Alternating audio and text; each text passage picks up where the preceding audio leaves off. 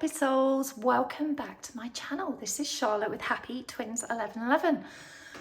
My goodness, it has been so long, hasn't it? Thank you so much for still being here. I am truly humbled by the love, the support, the beautiful messages and emails that I've received from you guys in my absence. You have been so loving and supportive, and I'm so grateful that you're still here. Thank you for being so patient with me. I am okay.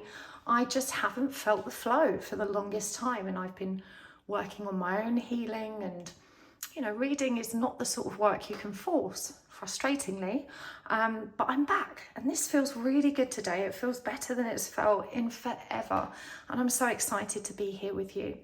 And I need to send a big thanks to every single one of you, because during my absence from YouTube, I hit 100,000 subscribers. I can't believe it. I am so overwhelmed with gratitude for each and every one of you for being here and sharing this journey with me. It has been such a roller coaster, but a beautiful one. And to know that I'm sharing this healing path with so many beautiful divine feminines and masculines and ascending souls, it's just so heartwarming. And thank you, just thank you for being here. In order to celebrate that, I am going to be hosting a huge giveaway. We'll be giving away crystal grids. I will be including a free reading and free places on my classes. So if you would like to join in on that, make sure you subscribe today so you can get the next update, or hit up my website at happysouls1111.com, links down below, and join my mailing list there, and you will be one of the first to know. I will also be holding a winter solstice meditation live on Zoom for this community, completely free of charge. So same again, to get more updates about that, if you would like to join me, please do join the mailing list on my website or subscribe to get the updates here. And that will be really special, a collective meditation when there's so many of us, especially on Zoom, because it's so much more intimate than a YouTube live, and it's private. It's so beautiful to share time and space with you guys that way, and I'm so looking forward to it. So I hope you will join me there. Anyway, let's do this reading. You've waited 9 months for this, and I figured that since you had waited so long, I thought long and hard about the kind of reading I wanted to do, and figured that the best one is whatever you need to know the most, the messages from your spirit guides. I think these are the readings that my viewers tend to find the most helpful. But if you've got any ideas for other topics you would like me to read on, do comment down below. I would love to hear from you, because I hope to be posting more videos quite regularly from here in on. But let's crack on with today's reading. You have got 4 piles to choose from, and in pile number 1, we've got the green opal, and for this pile we will be using the Way of the Panda Tarot. For pile number 2, we've got the Celestite Heart, and for this pile we'll be using the Crystal Unicorn Tarot. In pile number 3, we've got the Caribbean Calcite and the Joyseeker Tarot. And finally, pile number 4, we've got the Selenite Heart and the Starchild Tarot. So take your time choosing a pile. Remember, there's no right or wrong way. Just see which one you're drawn to the most. If you're drawn to more than one, it just means there's messages for you in more than one pile. Make sure you make a note of which pile you've chosen in the comments beneath the video, because YouTube have this beautiful habit of recommending the video again, usually when we need it the most. And if you've made a comment, you know, to note which pile you've watched already, you'll know not to go over the same ground. I find that when YouTube recommends a reading to me, the divine timing is always mind-blowing. So bear that in mind. But let's do this. Timestamps are in the description box below. They're pinned in the comments as well, and I will see you at your pile. Hello pile 1, welcome to your reading. I'm so excited to be back. I'm so excited to read for you today. You chose the green opal and the Way of the Panda Tarot. And just quickly while I'm shuffling, if you skipped the intro, just a little reminder that I will be holding a big 100,000 subscriber celebration giveaway soon. And I'll also be holding a free winter solstice meditation live on Zoom for this community, just to express my gratitude for your kindness, your love, your support, and your continued presence with me here on this crazy spiritual journey. It's a mad one, isn't it? But let's do this. Let's do your reading today. Let's see what's coming through for you. And for updates about that giveaway, and the free meditation, make sure you either subscribe if you're not already, or you can join the mailing list on my website. Just pop your email address in there and you will get all the notifications straight to your phone. Let's see what Spirit wants you to know, Pile 1. Now, whilst I'm shuffling, I would like you to take a moment just to relax, just to breathe in deeply.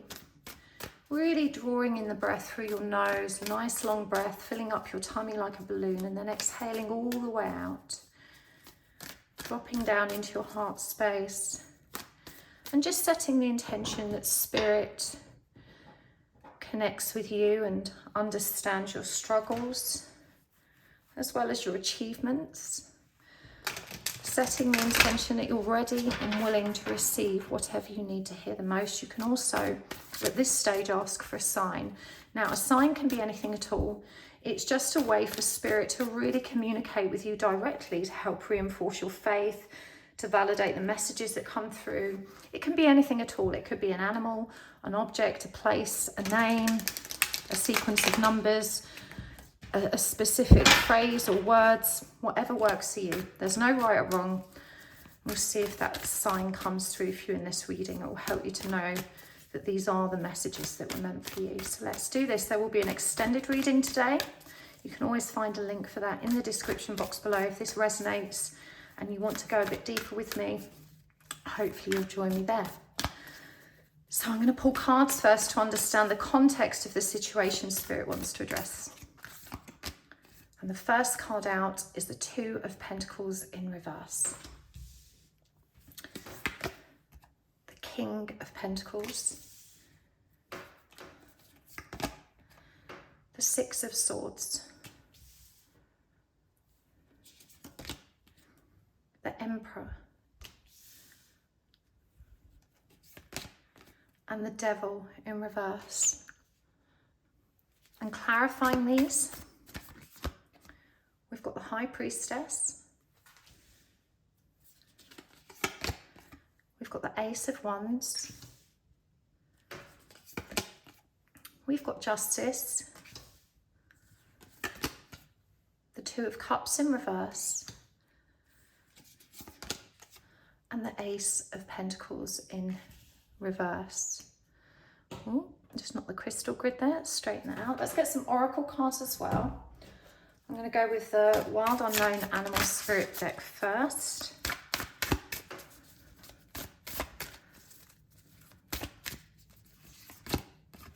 Bear. I love Bear. That's my son's name. And Buffalo. Both of those are comfort animals to me, you know, because they're so fluffy and cuddly. Okay, next up I am going to use the Visionary Oracle.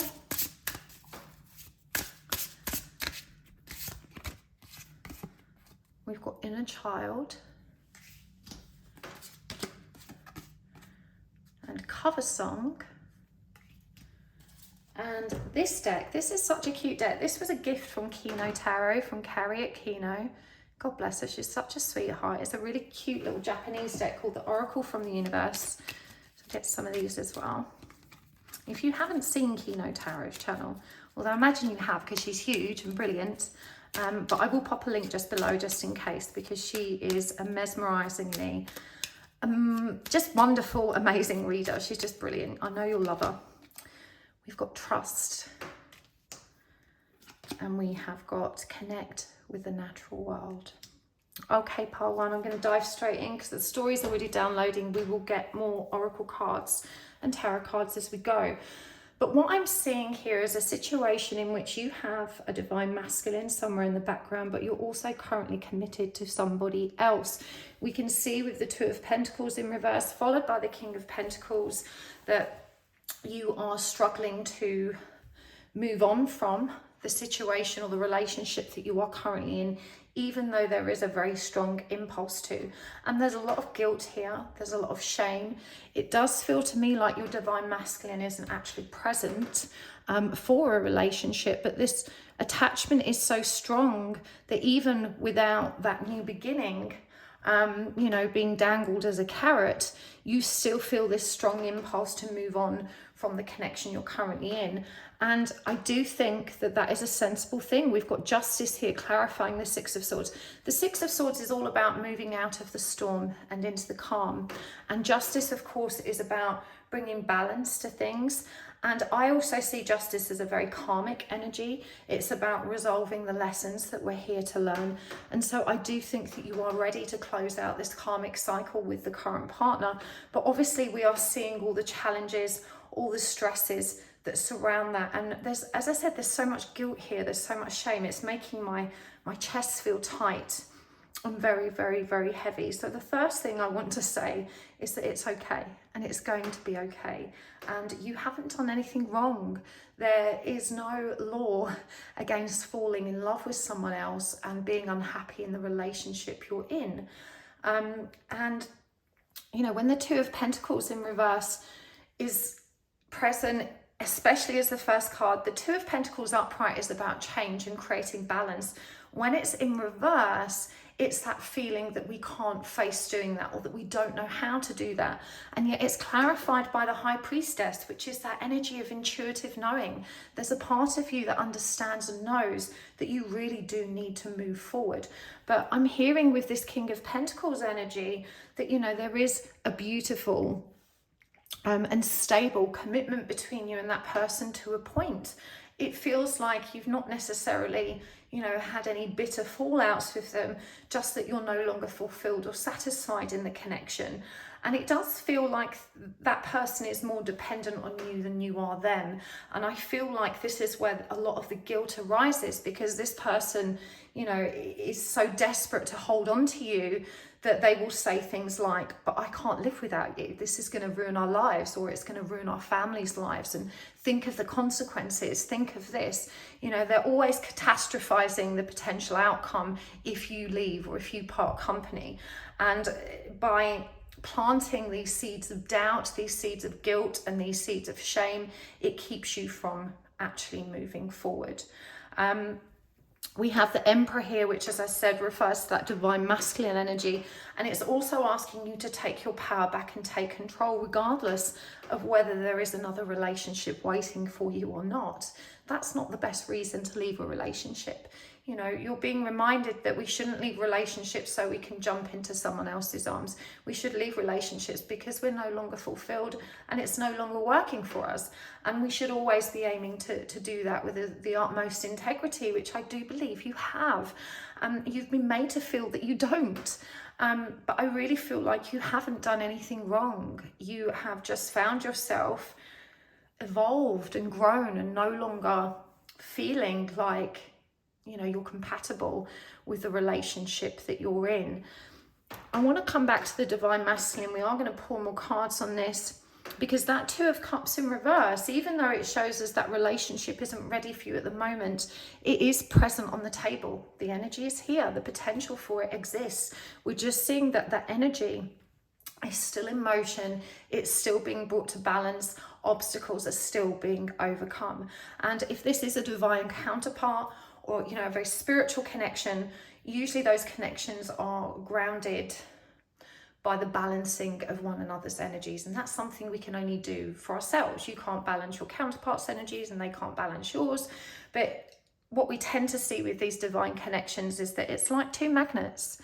And when, you know, when the magnets aren't balanced in the correct fashion, if you try and push them together, they just kind of push away from each other, don't they? With the greatest will in the world, you cannot make them stick. Whereas when the energies are balanced, the magnetism exists and they come together. And I do feel like you are in a union transit. Now, a union transit doesn't mean you're already living in a beautiful relationship happily ever after. Union transits are stressful, because what happens in a union transit is that those magnets are getting closer and closer together. So you may still be bouncing apart because the energy isn't balanced, but the communication tends to stabilize, the interactions tend to stabilize, and you can see that you are moving towards a more intimate and closer union connection. And during that time, we are triggered significantly, and we are really shown, you know, where we need to heal. And this is what's happening for you right now. And I want to say as well that your divine masculine is actually very grown. Your divine masculine is spiritually receptive. Your divine masculine is spiritually evolved and curious. And this is a tremendous benefit when you're navigating a relationship like this, because a lot of divine masculines are very resistant to that spiritual energy of awakening. But what we're seeing with you is that your counterpart, you know, he's grasping that wand, he's leading from his heart. And even though there is still fear there, even though there is still unbalanced energy, this is someone who is actually accepting and exploring the energies that are present. You've probably already told them that you think you're some kind of soulmates, and even though they may not have had a conversation with you about that, their acceptance and acknowledgement of that truth is evidenced by their continued interaction with you. You know, if they really didn't feel the same way, if they really didn't believe that, they would run a mile and think you're an absolute crackpot. But they haven't, you know, they're still showing up.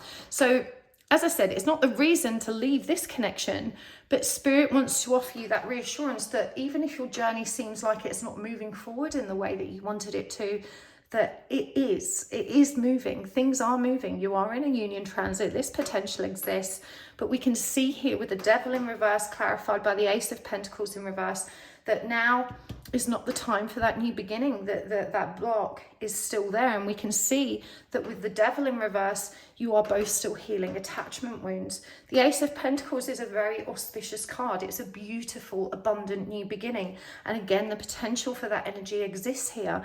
It's just currently reversed. It's in motion. It hasn't come to pass yet. But this does give you an indicator of what is available to you when you really start to focus on the solutions for balancing those energies. And that is where your focus needs to be, part one. Now is not the time to lose your head. And I say lose your head because the spiritual path asks you to be in your heart. You know, we must learn to recognize that our head is just a computer. It's a computer that was preloaded with an operating system we didn't choose, and loads of apps and programs downloaded and running in the background that were installed by way of how we were raised, the experiences and conversations and relationships we've had, you know, and they all form the stories and the beliefs that we tell ourselves. They form the fear. So those programs are not representative of who you really are, but they have a dramatic impact on how you feel.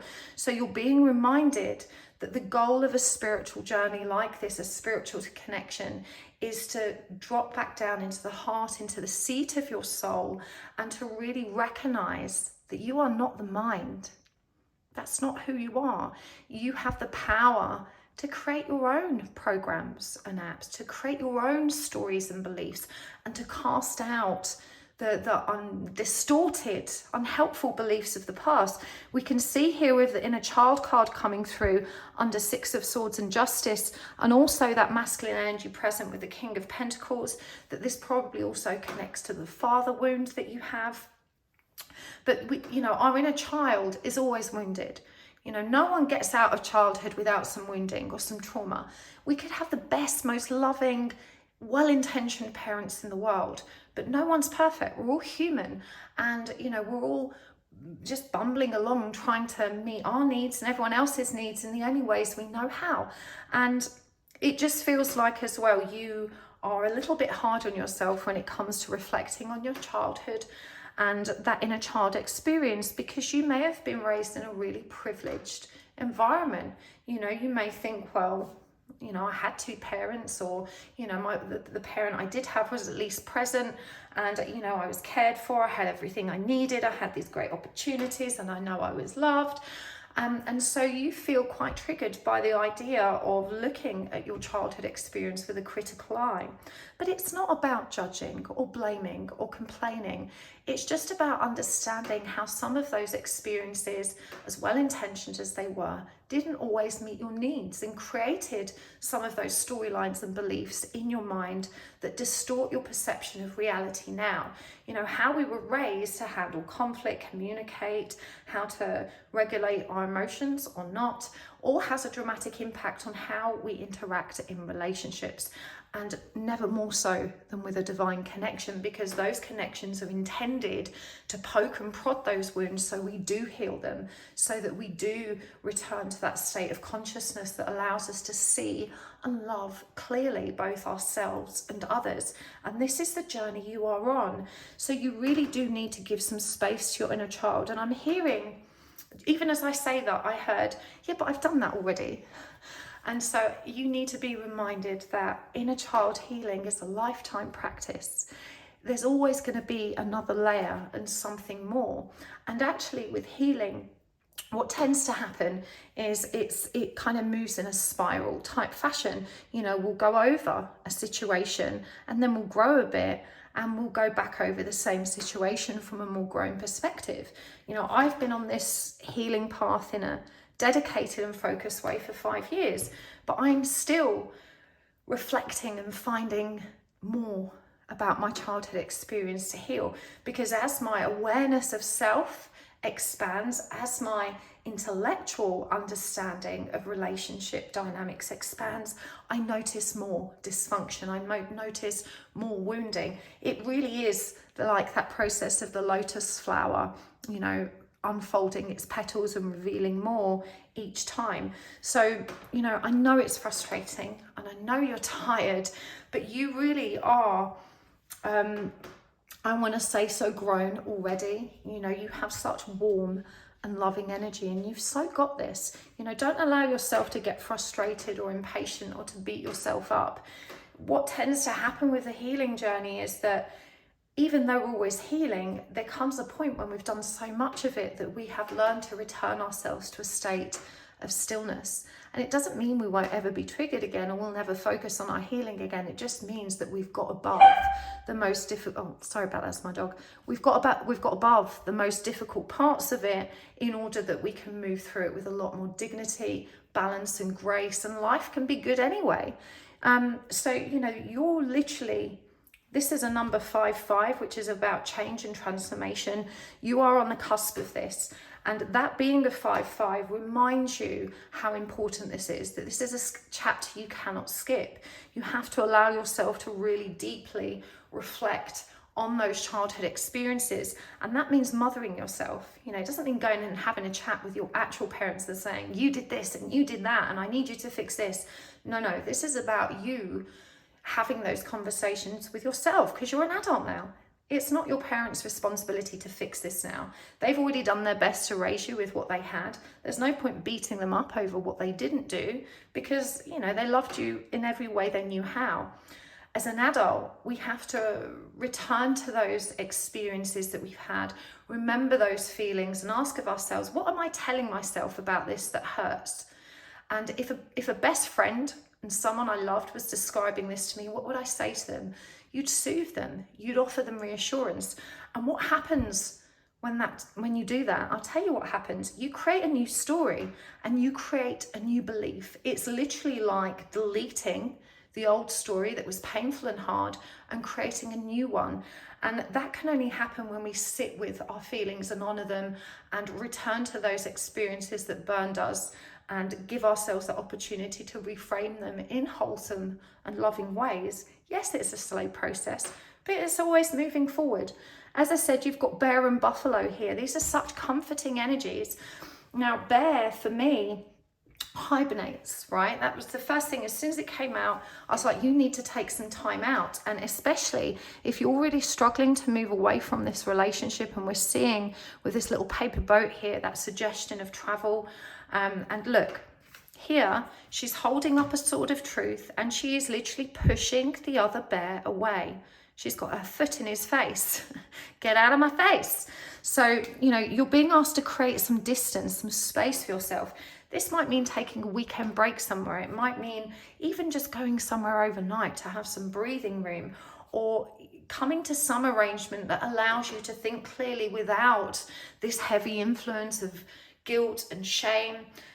The bear needs to hibernate. It needs to remove itself in order that it can transform and rest. And remember, we're in that winter period, which is all about rest and transformation. It's the end of nature's cycle, and everything seemingly disappears. The plants disappear beneath the ground, the leaves fall off the trees. But as we know, come spring, everything bursts back to life. So you have to trust that during this period, you are revitalizing self. You really need to give yourself permission to rest. You are incredibly high proficient, organized and hardworking, but you make everyone else's needs a priority above your own. Now, the best way to handle that is when you are writing a to-do list, first on number 1, you write the things that you have to do. And that might be work, housekeeping, paying the bills, all of those obligations that we cannot escape from. It might be caring for children, which I understand, we can't get away from either sometimes. But the have-to-dos go in number 1. In number 2 on your to-do list, you put all the things you want to do, the things that you really want to make time for and do. They have to be a priority. And number 3, you write all the things other people want you to do. That, my friend, is called healthy boundaries. You have your priorities all mixed up because number 3 tends to be at least number 2 on your to-do list, if not at the top. And it ends up distracting you not only from the things you really need to do, but also from the things that you want and need for yourself. So you have to bring that back into balance. You have to give yourself the space to hibernate. And this might not mean a literal hibernation of, removing yourself and living like a hermit. It might just mean, declining invitations for a while, maybe postponing any obligations that you can, such as clubs you attend or things like that. Unless, of course, you get a lot of enjoyment out of them. But sometimes it's just about creating a little bit more space for ourselves so that we can draw in, that comfort and that revitalizing energy that period of hibernation and rest allows us. The buffalo for me is all about strength. It's all about determination. There's a lot of Taurian energy in this, which is so balanced, so sturdy. And, if you think of how big and strong the buffalo is, and actually quite cuddly, despite its, very large and sometimes fearsome appearance, the buffalo for me is also a comforting creature, and it's asking you to draw comfort on the strength that you have evidenced over many, many years of your lifetime. You always get through this stuff. You always get through the crazy. You always land on your feet. You have this sturdy, stable energy, this beautiful can-do attitude that allows you to move through challenging times with a lot of I want to say, not necessarily calm, because you do get anxious, but with determination and with capability, with strength. And even though it's really hard, you have got this. Everything is going to be okay. If there's financial struggles, I don't want you to worry about that. And when I say financial struggles, I mean if they're related to the actual leaving of the relationship you're in, because it is going to be okay. That will all work out. Spirit needs you to know that it's just a case of getting from A to B with as much peace and tranquility as possible and trusting in that journey. Now, this is an interesting card because it says cover song. And of course, cover song is a different version of a message you have received already. And so this is coming up under that divine masculine energy. You're really being asked to read between the lines, because I feel like Spirit is triggering the same conversations until each of you is able to kind of integrate the truths that are coming forward and being expressed. There's something you're not hearing or not noticing about what your divine counterpart is saying. And people that are sometimes a little bit emotionally avoidant or not very good at communicating really authentically will speak in riddles. They will be a lot more discreet and less direct about, telling you how they really feel, but they drop little clues or bombs here, there for us to understand. You really being asked to recognize that there is genuine care and compassion here, even though this person is perhaps not showing up for that committed relationship. And I want you to remember that, one of the reasons their abandonment mood is so triggered by that prospect is because you are not available. You know, you are a tremendous risk to their heart right now because you're not actually available, and they don't know if you're gonna, you know, move forward, if you're gonna move on. So you really have to recognize that they can only make decisions that feel safe based on the current circumstances, and the current circumstances don't feel safe to them. There's my dog trotting about. But so cover song, maybe they've sent you a song that is a cover that you need to go and listen to again because there's a hidden message in there. We've also got trust and connect with the natural world. Now, 2 messages came through when I turned over the trust card. The first one was about trusting that this situation, as challenging as it is, will prove comforting in the long run. You know, you are not selfish for taking care of your own needs. In fact, I would argue it's very selfish to stay in a relationship just to soothe your own guilt. Sometimes we have to be cruel to be kind.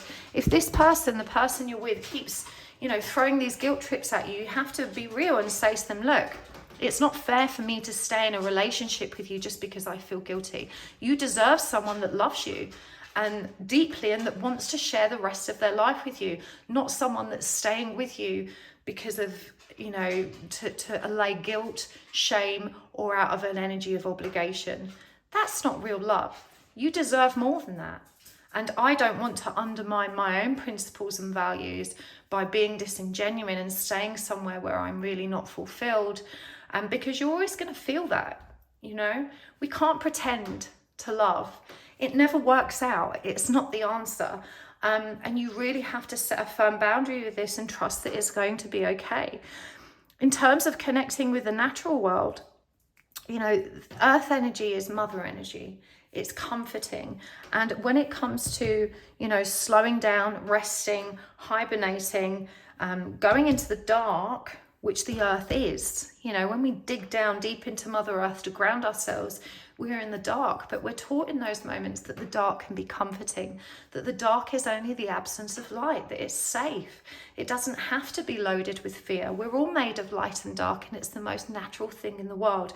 It is safe for you to explore your shadows, to go deep down into those deeper parts of yourself and dig out those wounds, and the natural world is really going to support you in doing that. And I really second that because, you know, being outside is absolutely my tonic. Just grounding outside, being with nature, it's such a neutral, balanced and loving energy, and this is really what you need right now. So let's get some more guidance cards. We're going to get some more oracle cards as well, but I'm going to go back to the tarot. What do you need to know the most about how to move forward with this? Or actually, let's ask, you know, where is this moving and what you need to know about that so you can be more prepared. We'll get guidance around that. Where is this moving? What do you need to know about where this is moving? Okay, we've got the Queen of Pentacles in reverse. Now, remember we had the King of Pentacles upright, which was indicative of that commitment. You're already in, the committed partner.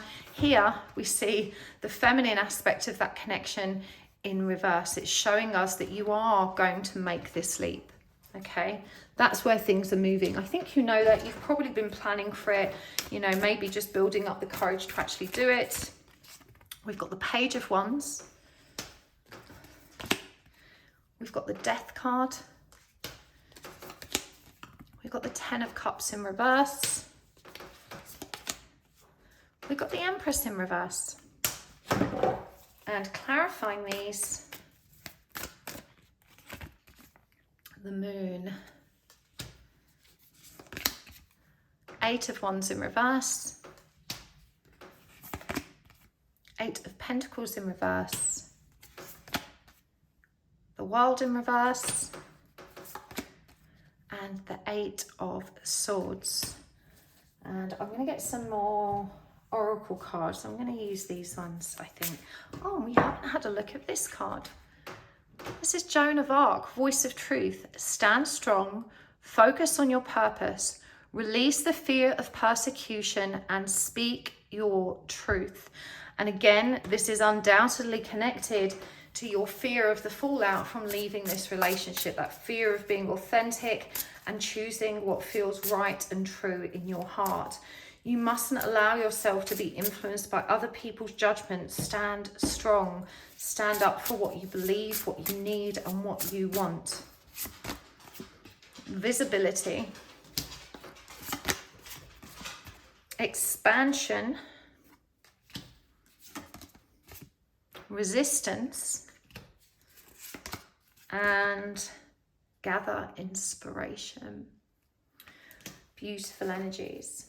So yeah, we can see here with the Queen of Pentacles in reverse that you are going to take those steps into the unknown and move on. And the moon is all about fear and trust. It's about fear and intuition. It's really hard to trust your instincts without getting scared, because intuition doesn't say, oh, by the way, here's your roadmap and the whole project plan, this is what's going to happen. It just says, take this step and it's going to be okay. And the mind, which we talked about earlier, the part that we are used to bowing down to as being the ultimate indecisiveness, which it isn't, constantly looks for logical, rational evidence that the decisions we're making are safe. And intuition doesn't give us that. It doesn't give us evidence. It doesn't allow us to apply logic or rational thinking. It just says this feels right. And you have to learn to trust that. It's one of the scariest things about growing into your spiritual self and learning to trust the energy of your higher self. And I feel the weight of that. As I say that, I know you feel the weight of that. There's a part of you that knows exactly what to do, but there's another part of you that desperately wants to anchor that in a tangible, evidence-based way that feels safe. And the answer is you can't, because that's not how spirit works. It doesn't work in a linear fashion. It doesn't try and fit it into the box. That's the mind that wants to do that, the ego that wants to do that, because it wants to be in control and do everything it can to avert disaster. It's always asking those what if questions. What if, what if, what if, what if? So this is about learning to trust that what feels right is what's right for you, even without that evidence. It's a really tough thing to do. I understand this completely, but this is the path you're on and you're being asked to embrace it. The Page of Wands is all about saying, okay, I'm going to embrace the fire. I'm going to embrace this spiritual power and I'm going to roll with it. You don't have to move quickly. There's no pressure. There's no time constraints. There's no deadline. You know, you can move at a pace that's good for you. We're seeing here as well with the Death card, which is about transformation, clarified by the Eight of Pentacles in reverse, that perhaps this connection that you're in somehow relates to your work life as well. Maybe you would need to, maybe you work with the person you're in a relationship with, or maybe it's impacted in some other way by the relationship. But we're seeing an ending here, and this also being a tangible fear that you know, I want to say makes you panic and stop and not take the forward action that you need. And so you're being asked to recognize that, you know, cycles have to come to a close, they have to come to an end, and that there are always alternatives. In fact, we have that oracle card down here that says in this row, expansion. Sometimes, as hard as it is to move out of the stability of a comfort zone, in doing so, we actually give ourselves the space to evolve and grow and expand and fulfill a much bigger energy of potential. And I really feel that that's something that's going to happen for you. Again, because you don't have this roadmap and this guaranteed signed and delivered plan, you're really struggling to trust in that. And this is why, you know, Spirit is here today, drawing you to this video to reassure you you've got this. It's going to be okay. If you have to change jobs, careers, or if your finances are going to impact it, accept that transformation and trust that it's going to be okay. We have got the Ten of Cups in reverse, clarified by the World in reverse. And this is a beautiful message. It's such a reassuring message. It's reminding you that even when you exit that relationship, that it's never really over. Perhaps you share children with this person or a long history. You know, love always matters, whether we're still present with it or not. And certainly if you have children, you will continue to be in one another's lives. If you have shared friendships or, you know, connections within the workplace, this is reminding you that it doesn't need to be completely over. It's just about learning to live and love or live with one another, not necessarily in the same home, but to love and live with one another in a new way, in a new night dynamic. I do feel that you genuinely care for this person, that they do you. They just don't excite you or set your world on fire anymore. Perhaps they're your best friend, and this is what makes it so hard. And so trust that they can still be your best friend. Sure, it may take them time to get over the hurt, to get over the agony of that breakup. That's normal.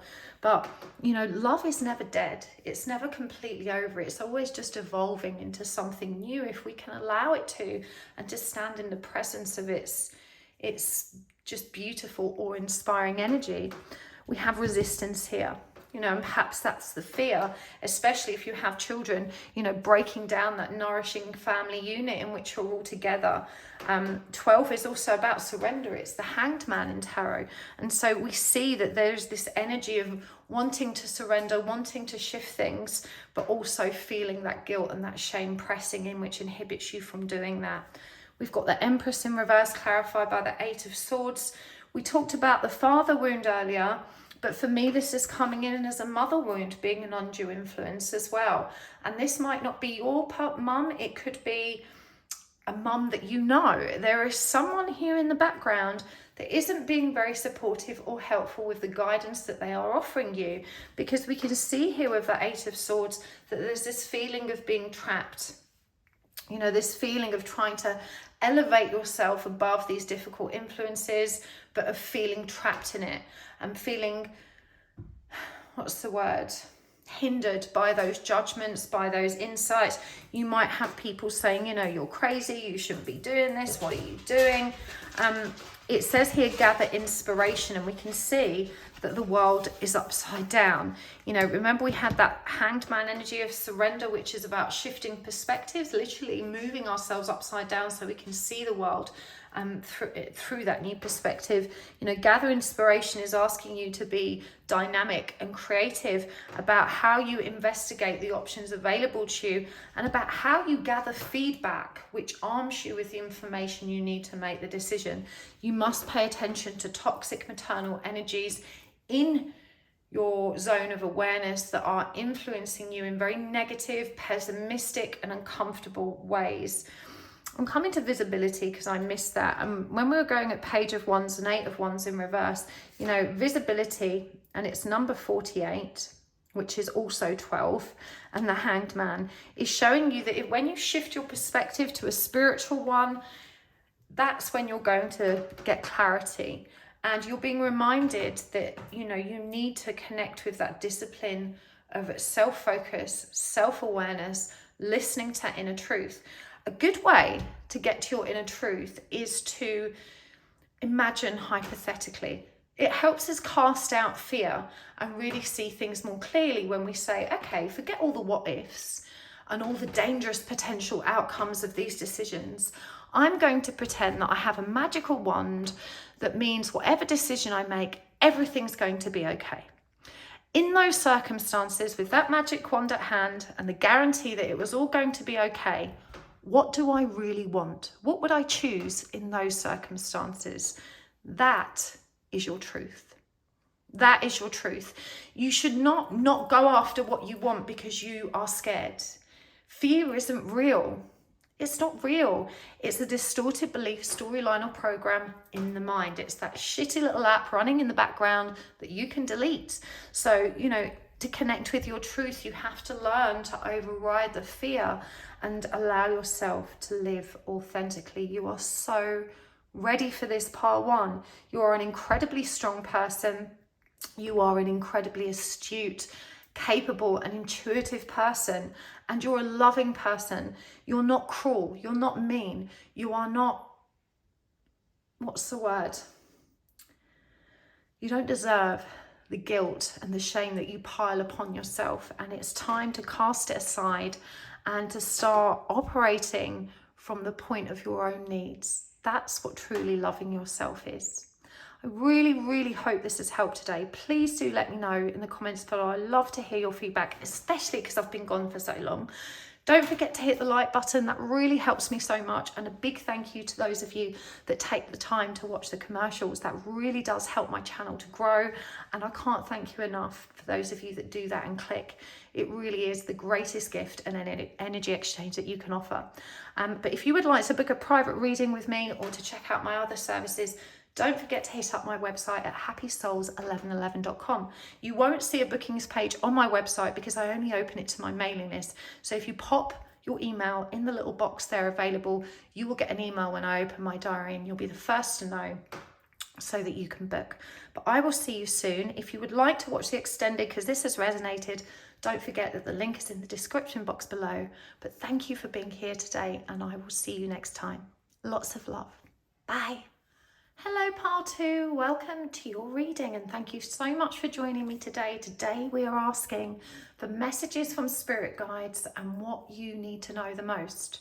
If you skip through an intro, remember these messages are appealing to the wisdom of your higher counsel, your spirit counsel, to really bring forward whatever you need to hear today the most, whatever's going to be the most impactful to either bring you comfort, reassurance, or the guidance you need to move forward with more dignity.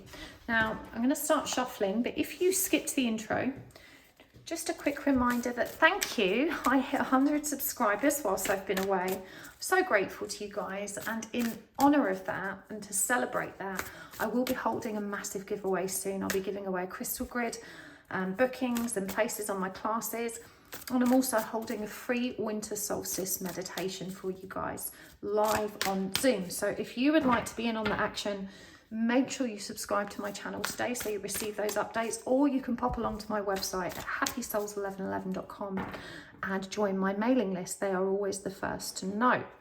But let's crack on with your reading. I'd like you to start by just taking a nice long deep breath for me and really setting the intention that you're ready and willing to receive the messages you need the most.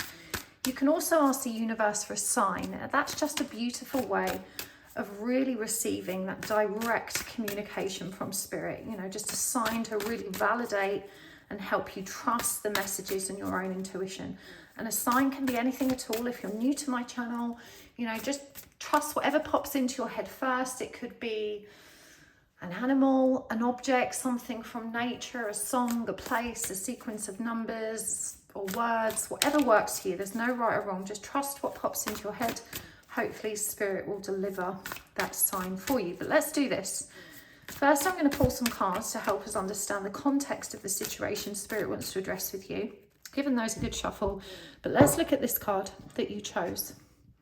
This is Holy Amethyst, Divine Alchemy, and it says here, move beyond current challenges and focus on what you desire.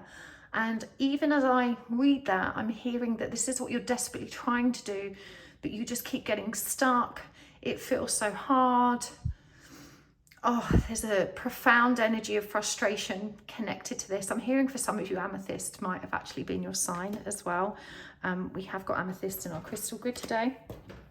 So let's see if we can help you out with this. Let's get the first cards out. So we have the Page of Cups in reverse, the High Priestess in reverse, the Four of Pentacles in reverse, the Six of Wands, and the Death card in reverse. And clarifying these, we've got the Sun in reverse, we've got the King of Wands in reverse, we've got the Star, the Three of Pentacles, Queen of Wands in reverse. So you've got counterparts there with Queen and King of Wands, both of them are in reverse. Okay, let's get some oracle cards. I am going to go with first the Wild Unknown Animal Spirit deck. I love animal decks. Woo, okay, they wanted to come out, didn't they? There's three here. I was only going to get two, but we'll keep them. We've got Butterfly, Peacock, and Camel. All of them very lovely energies. And from the Visionary Oracle, accept paradox, surrender. And from this cute little deck, this was a gift from Kino Tarot. You've probably heard of her channel, but if you haven't, I'm going to pop a link down below because she is fabulous. And this is a cute little Japanese deck that she very kindly sent me because she's such a sweet treat. Let's see what we've got from this one. Trust. This also came out for pile 1. And compassion. Beautiful. Whew. Okay, pile 2. You have been unhappy for a very, very long time. The energy of frustration in this reading is palpable. Now, I don't want you to worry about reversals. They're not a negative thing. It just shows us where the blockages are. And you are so tangled up in your own head. The energy is so chaotic and you're so, so very hard on yourself. It does feel like you are dealing with an uprising of inner child trauma that you simply weren't ready in your mind to receive. There's a strong energy of resentment. There's a strong energy of, as I said, frustration and a really beating yourself up energy because you don't think you should be going through this. You hate yourself for going through this. You feel like a failure. You feel like you've ruined your life. This is such a hard on yourself energy. Like, it just feels like you're beating the living shit out of yourself every day. And you do feel stuck. I understand that you feel so stuck and that the way forward seems impossible or blocked, that you can't see a way out, you can't see a light at the end of the tunnel. I want you to know that's okay. And I want you to know that even though you can't see it or feel it or know it or trust it, there is a way out. It's there and this is going to be okay.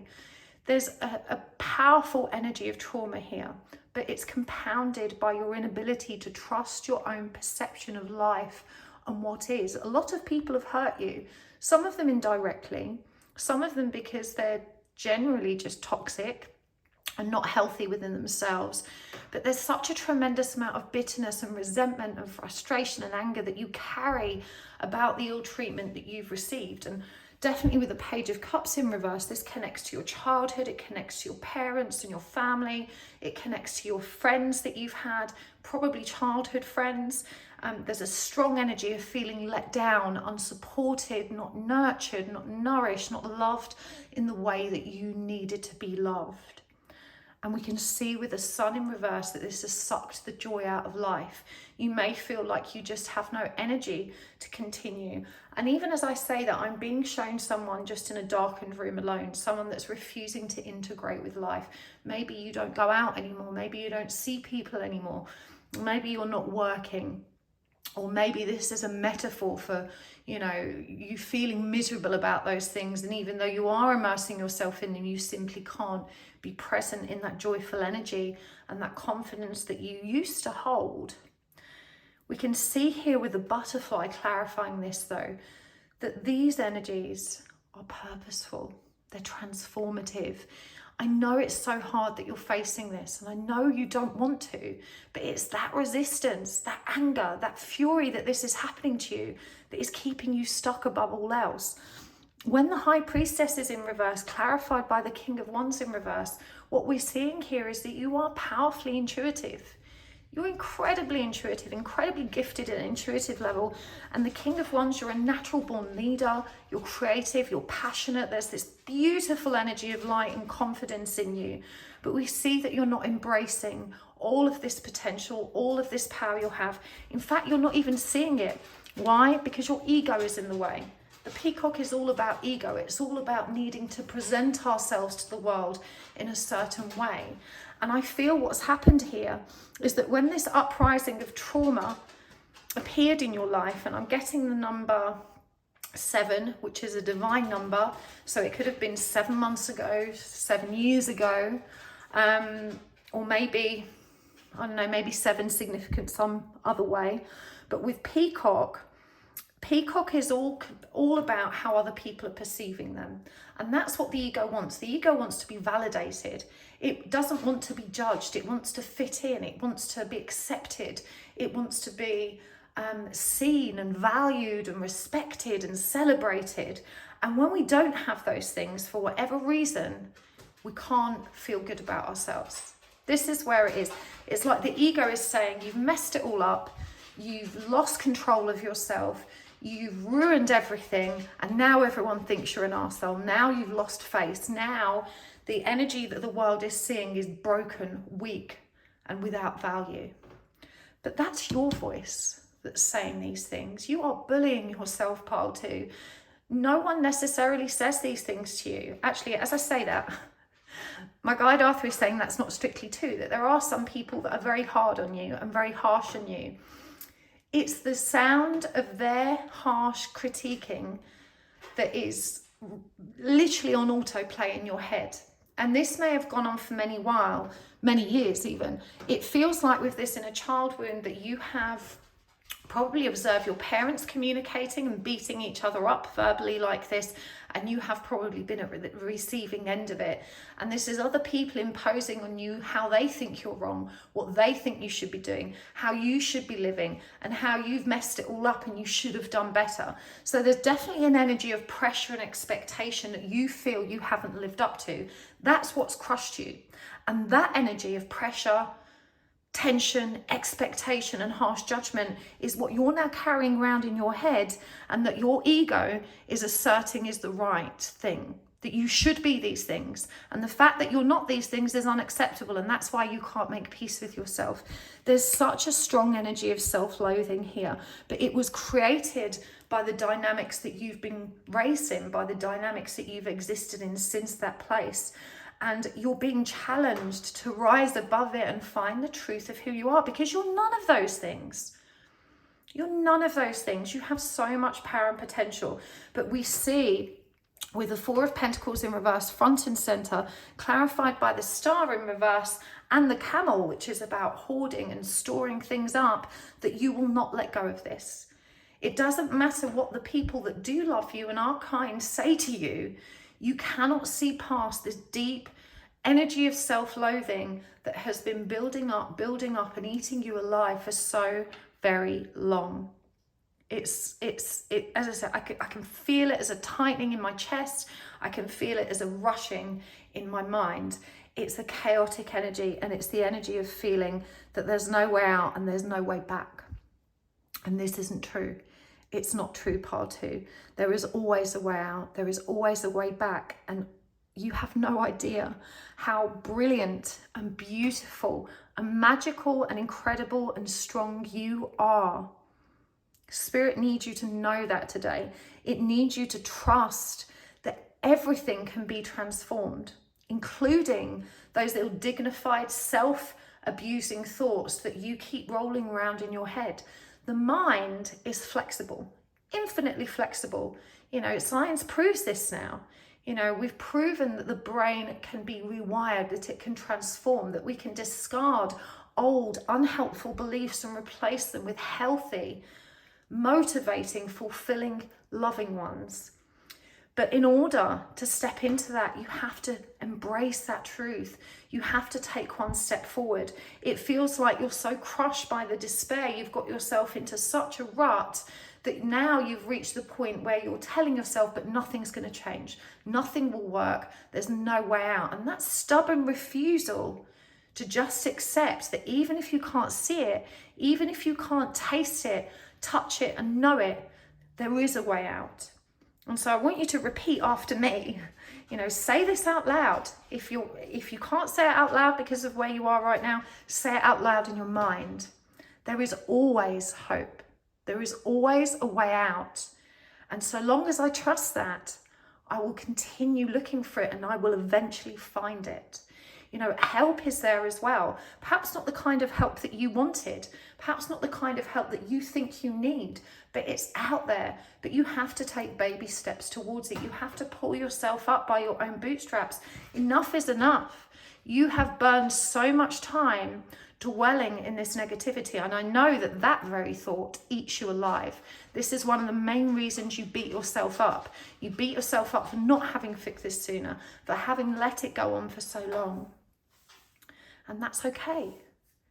But what you have to consider now is that every day, in every way, you have the power to create change. You have the power to start over.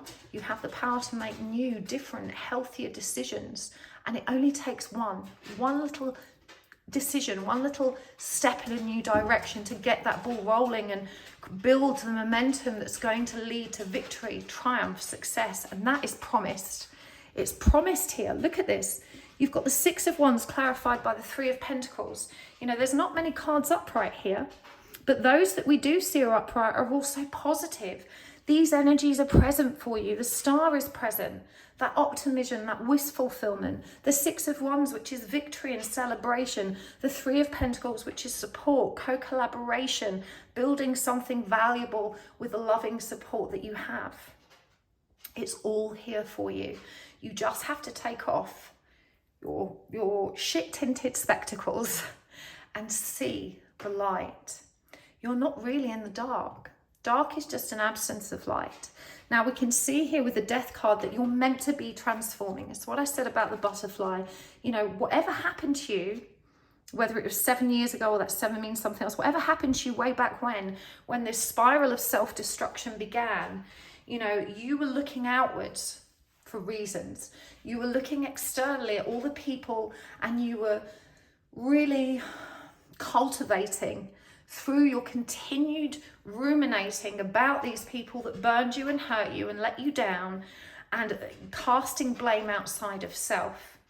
And even though that may have felt cathartic at the time, it built so much resentment and so much bitterness, and it also distracted you from the much more empowering practice of looking at yourself. Because that's where your power truly is, pile 2. You know, you have the power to choose who you are. You have the power to choose how you react. You have the power to choose the life you want. But you have burdened yourself so heavily with these negative thoughts that you've just felt heavier and heavier and heavier until you've reached a point where you feel you can no longer stand up and march forward. Little by little, you can start to shed this weight. It says here, accept paradox. And when we discuss paradox, of course, paradox is the idea that something is as it's not meant to be. And a spiritual journey is a paradox. You know, suffering is a paradox. It's such a controversial topic or statement to say that suffering is purposeful, because we all suffer. A lot of people don't like to think that. They don't like to think there's a reason we have to suffer, but we do. It's the one thing all human beings have in common. No one gets out alive without having suffered. And so by default, you know, that really clarifies that it has to be purposeful. It's teaching us something. It's teaching us something powerful about ourselves. It's hard to accept that our soul would choose to have such a challenging experience, but I firmly believe that we do. This transformation was presented to you and it feels like you resisted it. And with the Queen of Wands in reverse, as I said, we have counterparts here, spiritual counterparts. I feel like you rejected your counterpart too. You're a runner. You're someone that runs from love, that runs from light, that runs from emotional intimacy because you don't trust or have faith in your power and potential to have it and live it and enjoy it. You're so convinced that your life is over and destroyed that you won't allow yourself to see all the potential and the beauty available to you. The Death card is Scorpionic energy, and Scorpio energy is big. It feels everything, and that's both a blessing and a curse. It's both challenging and beautiful, because to feel everything means access to the biggest love, the biggest joy, but it's also relative to our access to the depths of despair and the dark. We can't have one without the other. If we're going to be emotionally receptive and aligned, then we have to accept that paradox, that light cannot exist without dark. We're made of both. You're made of both. You've got to stop hating your dark aspects, because I'll tell you what happens, and it's the simplest thing. The minute you accept, the minute you surrender to who you are, the minute you say to yourself, do you know what, fuck this, pardon my French, I'm English, stuff this has happened, it's happened to me, and that's okay. It doesn't have to define me. It doesn't have to stay this way. This chapter in my life doesn't have to be the be all and end all of how I live. It's just a chapter and I can move on. I can turn the page. I don't have to stay stuck here. You know, you do have this power. We've got trust and compassion. Okay, so there's a lot of mother energy here. And contrary to the happy images that I'm seeing in these cards, it feels like this is what your heart really yearns for. And we can see here with the Page of Cups in reverse again as that starting energy that what we're seeing is a deep, deep mother wound. I'm guessing there's a father wound there too, but this all emanates from the mother wound. It was the mother wound that caused you to choose a relationship that was unhealthy and burned you. And even as I say that, whatever that relationship was, and I don't think it's this one, this divine counterpart, I feel like there was some kind of karmic relationship, some traumatic relationship in your past that you know, you were looking for these energies, you were providing these energies, but you weren't finding them. And you've been called to find them inside yourself, you know? I feel your frustration. It's hard to hold it, harder for you too. I'm sending you so much love and so much support right now. You know, I'm hearing as well that you self-isolate when you're overwhelmed, when you're down. Probably because as a child you had too much responsibility and you had to take care of yourself, you had to take care of others, you had to resolve your own problems. You probably had parents that weren't very emotionally regulated, so you constantly had to be mindful of their state of being, their needs. And this is what taught you not to look after yourself. You were taught to put other people first, love other people first, and all you want is some of that love back. And you don't understand why you're not getting it. You have to forgive these people for not knowing how to love you in the way that you know how to love. It's not that they don't love you, it's that they are limited in ways that you aren't. Their heart isn't as big. It isn't as pure. They don't see the world through, you know, that golden lens of your powerful heart. Your ability to love despite the dysfunction you've suffered, despite the wounding that you faced, really, really emphasizes how strong and beautiful and divine you are. But you have to forgive other people for not being able to match that. It's not personal. It really isn't. Their inability to love you in the way you needed was never about you. It was everything to do with who they are and their limitations and their own dysfunction. You are no longer a child in a dysfunctional home. You know, you can make healthier choices now. You can create boundaries. You can write your own life story. You don't have to be defined by everything that's occurred to date, because it's already gone. You know, every second of every day, we have an opportunity to be who we want to be. And when people say mean things to you, or, you know, they're attacking you and telling you how useless you are and telling you what you should have, could have done, you know, they are showing you who they are. They are showing you how they see the world and the exact negative traits that are in themselves, that annoys them about themselves. And so they project that outwards. They make it your problem. They, you know, they literally see it in you and they react to that. But their view is none of your business. You've got to stop taking it to heart. You've got to stop allowing other people's distorted perspectives of you to influence who you are. There's also a message here about that relationship, about these wounds, about the family, the friends, the exes. You cannot move on until you accept that you will not always get closure from people. You won't. That's life. You don't need closure. You may want it, and it's okay to want it. And you may feel that it's justified, that you deserve it, and you probably do. But you can't control people. You can't change them. You can't force them to see what you see. You can't force them to recognize the hurt or pain they've caused or to see their own distorted behaviors. But you can create closure for yourself. As I said, other people's behavior is about them. It's not about you, no matter how personal it feels.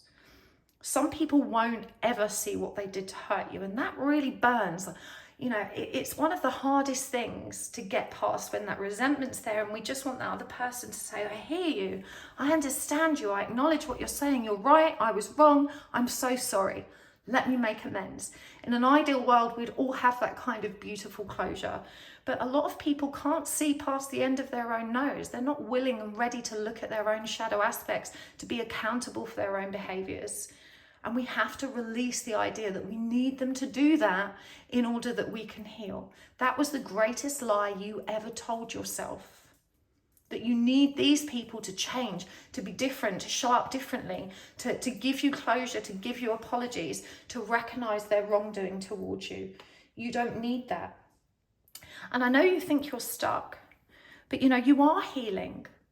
You are healing because you're not where you, just because you're not where you wish you were doesn't mean there's no progress. You are more aware now.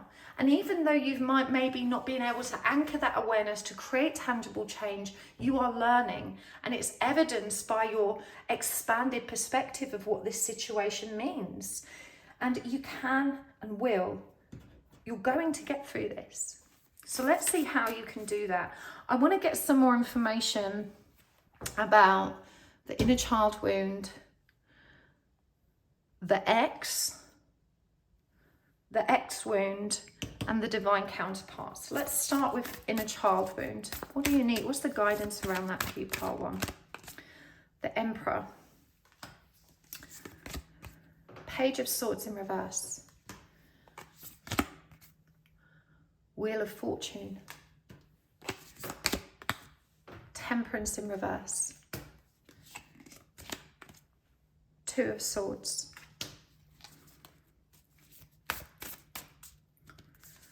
Clarifying the Emperor, we've got the Magician. Clarifying the Page of Swords in reverse is the King of Pentacles. Such powerful energies here. Wheel of Fortune clarified by the Four of Wands. Temperance in reverse clarified by Knight of Cups. Two of Swords clarified by Page of Wands. Let's get some more oracle cards as well. I'm going to go with more of these. Let's get a couple more animals and some more of these ones. So we've got the owl and the black egg.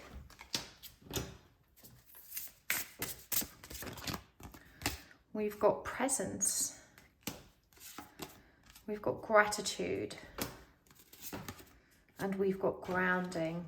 Now I want to start by saying, part two, that I know that intellectual knowing isn't being.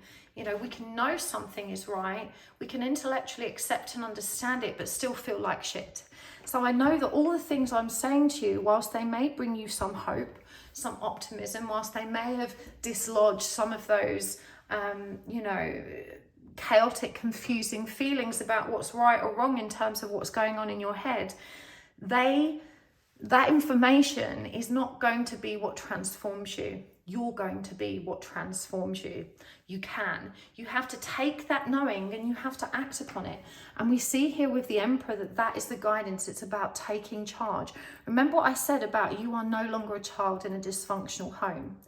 You don't answer to your parents anymore, or you shouldn't be answering to your parents anymore. You are empowered to move forward in the way you want to if you take that power, if you take, that potential, instead of betraying yourself by continually giving it away and allowing other people to dictate who you are and what you should do. Even with the owl, I don't know why it came through like this with the owl, but the message is failure to launch. And so it feels to me, bearing in mind we're talking about inner child wounds, that we touched upon it earlier with expectations, pressure and expectations about who you should have been, or who, your parents defined that you should have been. And they may say you failed. You failed to launch in the way we needed and wanted you to. And why do our parents need and want us to turn out in a certain way? Because it validates them. It makes them feel like they did something right. And why are they so angry when you don't fulfill that? Because it makes them look shit. It makes them feel like they cocked it up. This is none of your trauma and all of theirs that you have taken on. And you don't have to be there for it anymore. You have to step back into control of your own life. The Emperor is the leader. It's divinely masculine, beautiful, powerful leadership energy. It's clarified by the Magician, which is also divinely masculine and powerful. Remember, just because you can't see the way out yet doesn't mean what it's there. All you have to accept at this moment is that there is a way, and that you're going to commit yourself to finding it. Every day, commit a little bit more time to looking at solutions rather than dwelling in the idea that it's all over and that life's not worth living. Because it is worth living. You know, I feel that you're young. You know, you're still young. You still have your whole life ahead of you. We're seeing really dysfunctional communication patterns in the family unit, particularly with father energy, which I'm hearing was a massive influence on you. And we can see here the black egg. That even though this seems like a terrible hardship or a curse or, you know, misfortune that you were born to this parent, you know, the black egg holds a secret. Even though it looks dark and unappealing, it's an egg. It's symbolic of fertility, new beginnings, rebirth, and, you know, value. It reminds you that you chose this family, that you chose these parents, that you chose to have these experiences and these lessons so that you could unlock all of that power, all of that energy to be reborn, to awaken. You are on a very divine journey. We've got Wheel of Fortune clarified by Four of Wands and Presence. You know, I don't doubt that you have a divine counterpart, whether you are male, female, non-binary, you're in masculine energy. You're in distorted masculine energy. It feels like there's a divine feminine somewhere.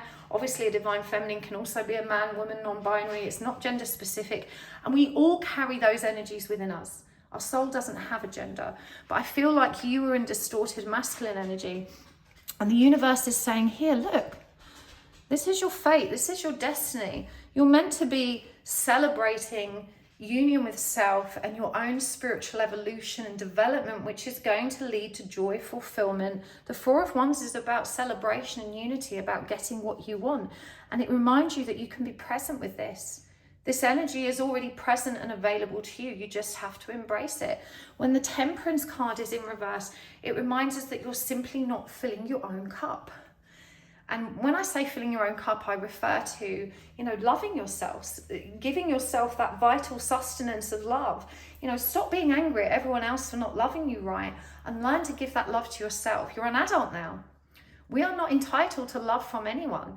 And the people around you have already demonstrated that they don't know how to love you the way you need. You know how you need to be loved. And so you have to learn to deliver this unto yourself. This is the lesson you're learning. And I don't think it's going to go away. You know, as I said, Temperance in reverse, this energy needs to be balanced. This is what's going to allow you to become emotionally regulated, to release all of that burden and weight of pain. It says here, gratitude. You know, trust that you're going to look back on this period in your life and you're going to be grateful. You're going to look at their parents and say, I'm glad they messed me up because they taught me so much. They allow me to develop into a more loving, compassionate human being. And even though, you know, it was hard, I can tell you hand on my heart, I do feel that. You know, I spent 40 years of my life bitterly resentful, deeply depressed, multiple suicide attempts. I don't regret my life. I do it all again to be where I am now, to feel how I do now. So if you can't believe that that's available to you, believe in me. Trust in me. Allow me to be that beacon of truth that proves and evidences that there is a way back. Because I used to feel like you felt. And I don't feel that way anymore. And I would do it all again. And I know that you're going to feel the same. The Two of Swords is about decisiveness or indecisiveness. And we see here that they've got a blindfold on. The water's behind them, the moon's behind them. This is someone that's ignoring their intuition. They're ignoring their emotional depths and they're trying to figure it out with the mind. And the mind is chaos. The mind is full of all the storylines that you've been indoctrinated with by the toxicity and dysfunction around you. The Page of Wands asks you to grasp the wand of hope, optimism and spiritual power that is available to you, and to ground yourself in that. I really think above all else it will help you to meditate, to process this, to have conversations with your parents' higher selves rather than your parents. You know, and that means just going into a meditative state and, you know, asking their higher self to come forward. This was something that really helped me, especially because my parents were unable to have those conversations with me. And so, you know, I had to work through that on my own, and it was so healing. And I really think it will be for you as well. Now, let's look at the X and this divine counterpart. Okay, what do you need to know about moving forward? The guidance around the X. We've got the 7 of Wands in reverse. We've got the 4 of Cups in reverse. We've got the 8 of Cups. We've got the 5 of Wands. And the 7 of Swords in reverse. So 2 7s. That's, we had the Chariot out earlier as well. That's also a 7. Was it the Chariot? I beg your pardon, it was the Wheel of Fortune. That's actually a 10. Right, let's clarify these. 7 of Wands in reverse. Oh my God. There it is. There's the Chariot. 3 7s after all. Okay, 4 of Cups in reverse, the Moon. And 8 of Cups is clarified by 9 of Wands in reverse. And the 5 of Wands is clarified by the Queen of Cups. And 7 of Swords in reverse is clarified by the 9 of Swords. Okay. I'd be real with you about your ex pile too. And this might trigger you. I'm giving you a trigger warning, but I'm being tough to be kind, because you have to recognize this. You have to accept this. You didn't have healthy boundaries. You weren't taught healthy boundaries. Because you didn't have healthy boundaries, you attracted someone who was toxic, dysfunctional, and you were unable to observe and take action on the red flags. And I know you beat yourself up for this. The Chariot reminds you that this was meant to happen. The Chariot is divine intervention. 7s are always divine intervention. Now, it's not about saying it's my fault that this happened. You know, I'm to blame, because you already blame yourself too much. It's just about understanding the root cause so that you can begin to transform those energies that led you down the wrong path in the first place. You know, we all make mistakes. We've all been through relationships in which we avoided, ignored, or didn't even notice red flags. Everyone gets burned, hurt, lied to, cheated on. There's very few people that haven't had some kind of traumatic experience, but you have eaten yourself alive, beating yourself up, and also hating on this other person because you just cannot reconcile that this happened to you. And you're just being asked to recognize it's just boundaries. It's just learning healthy boundaries, and healthy boundaries towards yourself, you know, and that means having a firm word with yourself and like, I can't let this person keep eating up my thoughts and all the time in my day. You know, we see here with the 4 of Cups in reverse that you've been so focused on your trauma that you've been unwilling to see the beautiful opportunities presented to you from the heavens. You know, you've been stuck, focused on trying to get the wider community, the people around you, to fix this by way of closure, conversation, wanting their apologies and arriving at forgiveness. It just feels like, you know, with the Moon, you've been so fearful as well of repeating the same mistakes. You lost trust in yourself. You know, the guidance here is to run back to yourself and stop running to this person for the answers. I feel like you've just still not let this ex go. Maybe you don't even speak to them, but it feels like that you're still going over things in your mind at a million miles an hour, trying to make peace with it, trying to figure out why it happened, what you did wrong, why, you know, what's wrong with you. There's nothing wrong with you. They were broken. They couldn't see it. You can see here with the 5 of Wands and the Queen of Cups that there was some kind of game playing strategy. This person was empowered by your attachment to them and they played with you. It doesn't make you a fool. It makes you loving. It makes you trusting. It makes you someone who gives people the benefit of the doubt and tries to see the good in them. There is no shame in that. There's no shame in that at all. Your person may have been Cancerian because Cancerian energy shows up twice, but you know, they were meant to be in your life to teach you these lessons. But it's up to you to recognize that. Now, when the 7 of Swords comes up in reverse, this is that feeling of, but I need the truth. This reveals that there are still so many unanswered questions about your ex that traumatize you, The Nine of Swords is about lying awake at night, going around in circles with pain. And the Seven of Swords in reverse is, was I deceived? Was I deceiving myself? You know, it feels like someone tore the rug from under you, and you don't trust yourself. You don't understand what really happened. I feel like you were made to feel like the bad person, and you're still trying to establish whether you were or whether this other person wasn't good. And as I said, it feels like you have a lot of distorted advisors around you. So you really need to start doing the research that's going to help you piece together the truth. You're not going to get it from that person.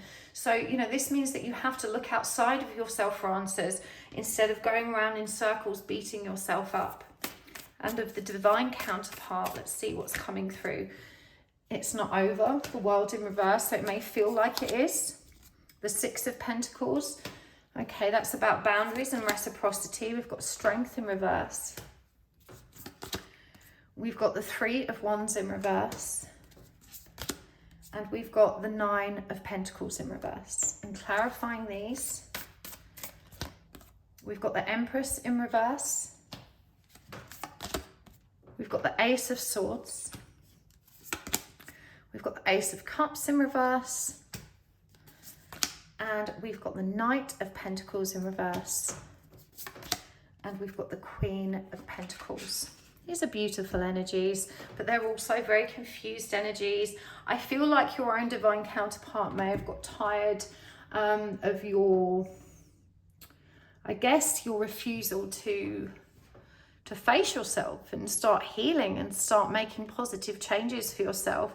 But it's not over. You know, the message here is, even if that person has run, even if that person has pushed you away or told you that they're no longer interested, that this isn't over. That this person themselves, we've got distorted feminine energy here. They are themselves emotionally dysregulated and still trying to find peace and healing for themselves.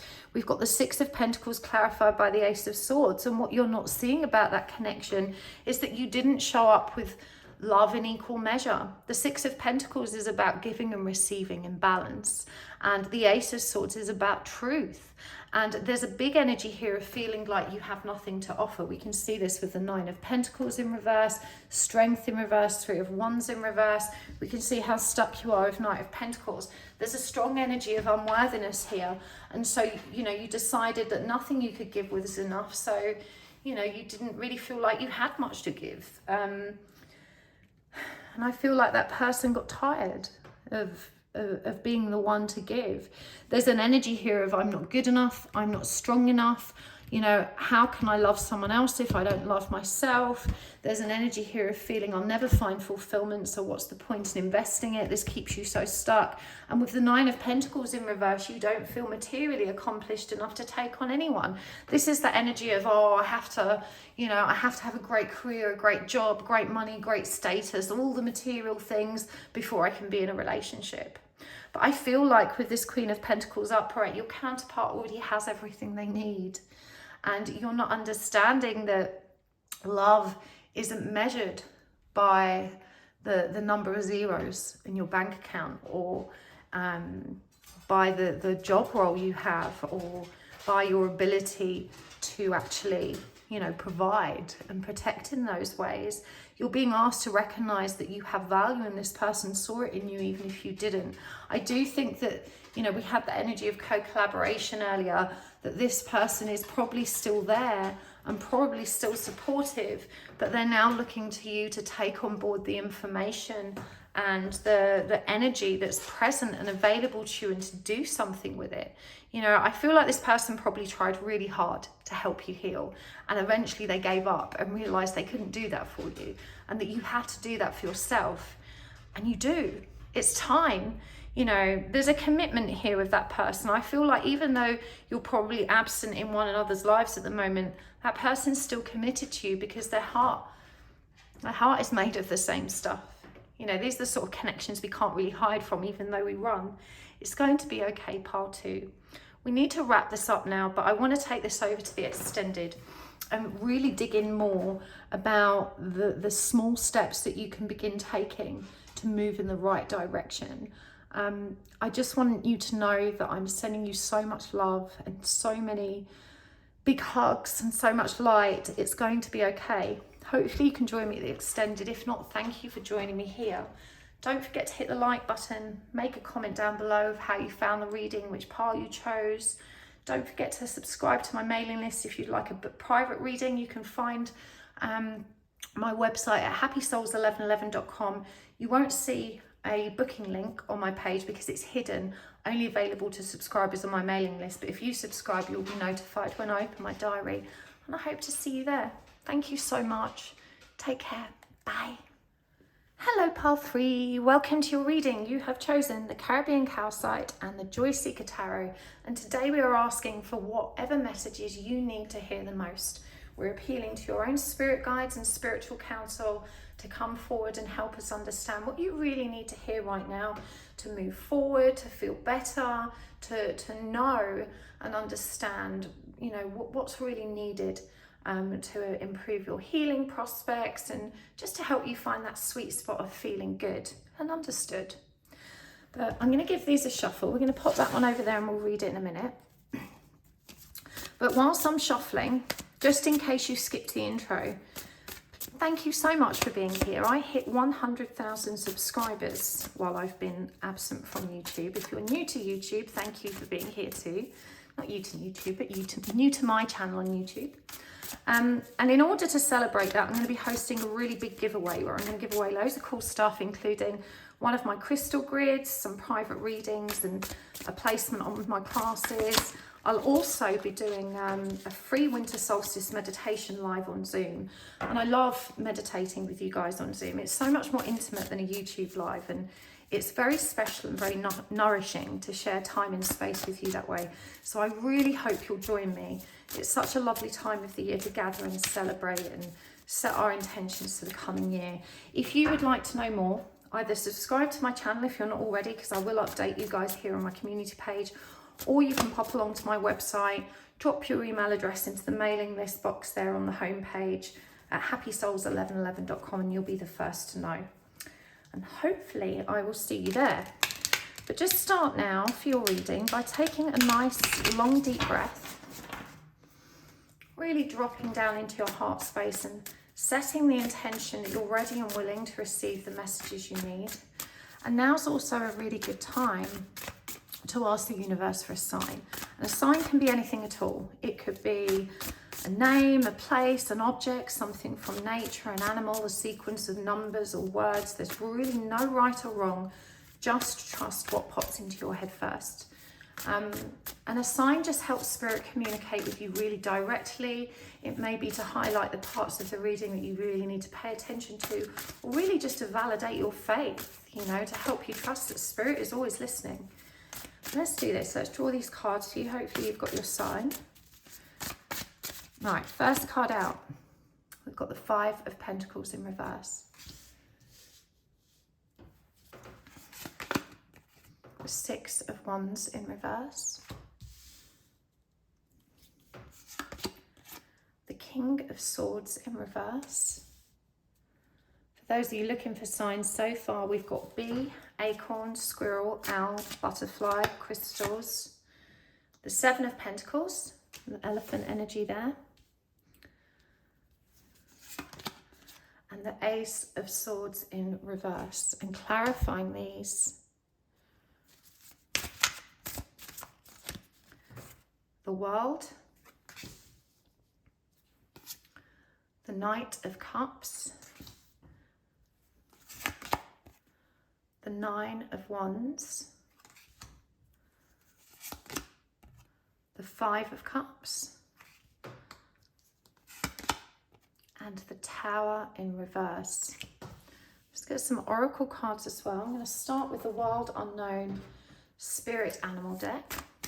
One of my faves. I love animal decks so much. I am designing one. I've got to get my Twinny Oracle deck out first. It's coming soon, I promise. 2 years in the making. I think we've got Eagle first. Beautiful. I love Eagle so much. And Whale, another one of my faves. Whale energy is so big and so gentle. Whales have the biggest heart in all of the animal kingdom, literally. Incredibly intelligent animals. Okay, this is the Visionary Oracle. movement, fertile soil. And from this cute little deck, this is called the Oracle from the Universe, and this was a gift from Kino Tarot. You've probably heard of her channel already because she's huge and magnificent. But if you haven't, I have popped a link down below so you can check out her readings, because she really is such a sweet treat. She's excellent. It's very kind of her to send me these. Freedom and independence. And enjoy. Okay. So let's start with the card you chose. Faith. It says humanity and benevolence. Stay calm. Trust the good in yourself and others. See the light in the world. And even as I read that, I'm hearing you are the light in the world. We all have this light and beautiful potential in us. There's a strong energy of truth and trust about this card as well. And obviously faith is about anchoring your spiritual truth and your spiritual knowing. So let's see what comes through with the rest of the reading. So starting with the Five of Pentacles clarified by the world, I'm hearing that you've just closed out a really difficult healing cycle, and you've been working on your codependency, you've been working on rejection and abandonment wounds, you've been working at bringing yourself back to a state of self-sufficient emotional stability. And you've been working really, really hard. So, you know, the first thing that Spirit needs to tell you is that, you know, we are so proud of you and you are doing so great. You may have found that in recent times, you haven't been able to maintain the pace that you have been keeping to date. And when I say pace, I mean your healing pace, your light work pace, the pace at which you're growing spiritually. It feels like you have hit a bit of a point of, it's like walking through mud. All of a sudden that journey feels a bit harder, whereas previously there was this kind of free-flowing, smooth energy. Now it feels like disjointed or stilted, like you're kind of struggling to take each next step. And Spirit just wants to reassure you that that's okay. It's normal, and that it's okay to rest. It's okay to be tired. You mustn't be too hard on yourself when it comes to actually you know, assessing your progress. We can't operate at 100% all of the time. You know, humans aren't built that way. We're not perfect beings. You know, we're not infallible. And it's okay to stumble. It's okay to get tired. It's okay to need to rest. When the Six of Wands in reverse, there's a palpable feeling of failure, like you've let yourself down. It's clarified by the Knight of Cups. And actually, you're processing a very powerful energy from the trauma of your adolescence. So we're talking about, you know, between the ages of sort of 12 to 18, when puberty kicks in and hormones are raging, this was a period in your life in which you were really learning to function from what was seemingly a very dysregulated emotional self.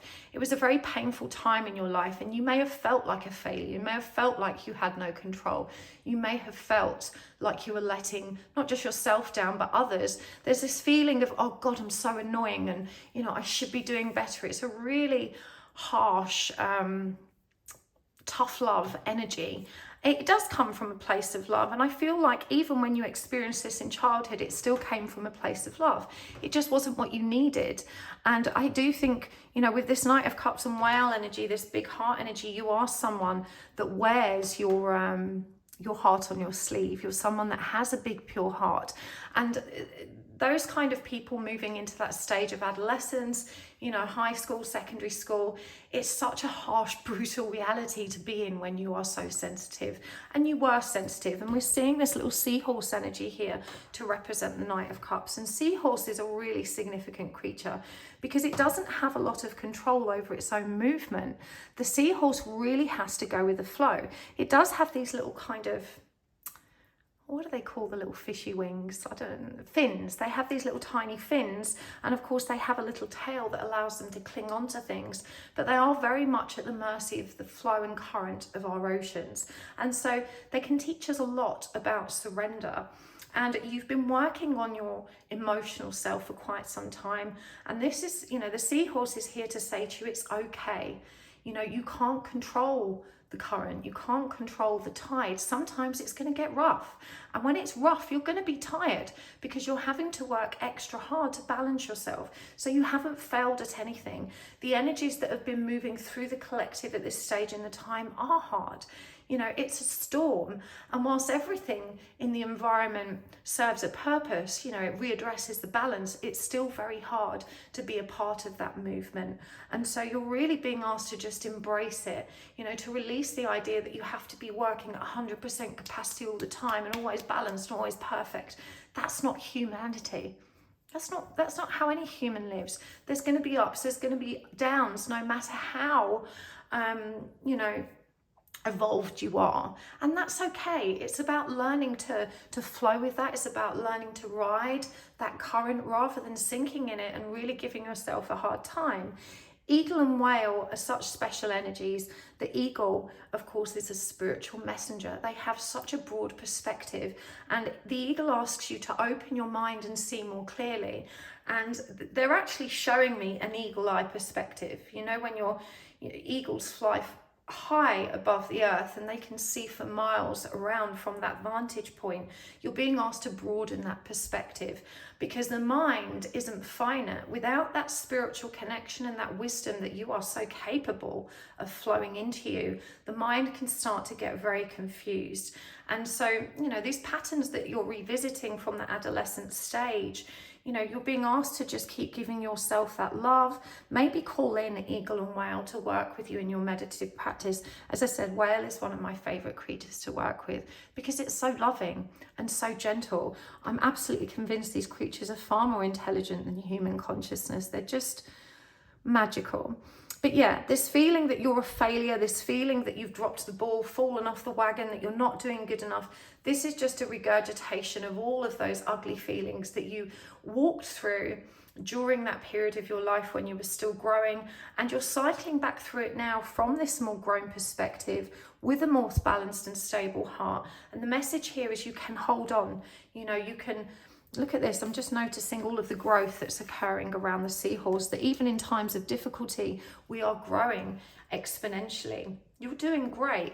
You're a very powerful person. I wouldn't be surprised if you were already working somehow in the light work community. That doesn't necessarily mean that you've got a woo-woo job like mine, although you may well have, but you are bringing light from where you stand, and you are a significant light bearer. You know, the universe needs you to keep moving forward in a way that's congruent with the journey that's being presented. And so the message, look, the journey is a little bit hard right now. The ocean is a bit stormy, the waves are choppy. It's not you doing anything wrong. Take that time to rest and get out of your head. You know, when the King of Swords comes up in reverse, it shows us that we have this tendency towards really allowing our minds to distort our perception of things. Remember, the mind's just there to protect you. You know, the mind draws on all of our prior experiences and weighs up risk and weighs up, you know, is this safe? Can I, you know, is this going to work out in the way I think it is? The mind thinks strategically and in a linear fashion. It wants everything to be planned and known. But spirituality and the faith in your spirituality isn't like that. It doesn't deliver a knowing that comes with a roadmap or a concrete project plan. It's just a feeling of certainty that things are going to be okay. But we often can't anchor that in something real or tangible that, you know, our human function wants evidence for. And we can't always find that with spirituality. It's through trusting and leaning into our faith that we receive evidence later. You know, it's kind of that chicken and egg situation. You have to have faith in the messages you're receiving and the journey you're on, so that, you know, you can allow enough time to pass to recognize that, you know, you're moving in exactly the right direction. There's never that, you know, golden sealed guarantee, you know, that we get when we buy some electronic goods that guarantees it's going to work for the next 5 years, if only. You know, when we get a download, it might only tell us the very next step. It might give us an idea of where we're heading, but probably not exactly how to get there. And because we're meant to intuitively feel our way through it every step of the way. When the Nine of Wands comes up, this is about perseverance. And again, there's a lot of pride in this energy, you know, because Your spirit guides are recognizing this battle that you're having as your mind transforms, and you're deleting all of those old storylines that don't serve you. You're trying desperately not to sink into the water and those emotional depths, and you are navigating this movement with more strength than you give yourself credit for.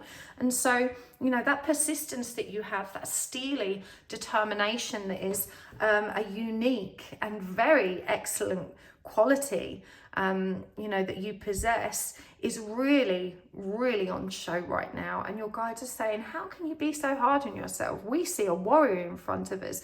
We see someone that keeps marching, but you do need to be a little bit more gentle with yourself, because as we were seeing earlier, it's in these moments that the voices of the past from your adolescence that gave you such a hard time for being sensitive, and you may have been called too sensitive, you know, are rising up now to bite you again. And so you're getting another sneak peek at that aspect of your experience, and you're being asked to reframe it and heal it from there. It does feel like, with the Seven of Pentacles clarified by the Five of Cups, that you can get very frustrated with yourself. This is the energy of impatience, frustration. You know, I think for the most part, you've very much come to terms with being on this path, but every now and then there's this kind of resurgence of, oh God, why me? Why do I have to do this? Why does it have to be so hard? You know, I just need a break. But I'm hearing, especially with this elephant energy, you're a very old soul, and you probably haven't been on earth for a really long time. I feel like you returned here from somewhere far more evolved, you know, to support the collective in anchoring this new love paradigm. The elephant for me is all about nostalgia and soul history, and this little halo of growth that surrounds this elephant really stands out to me as being symbolic of your very evolved, very highly ascended soul state of being.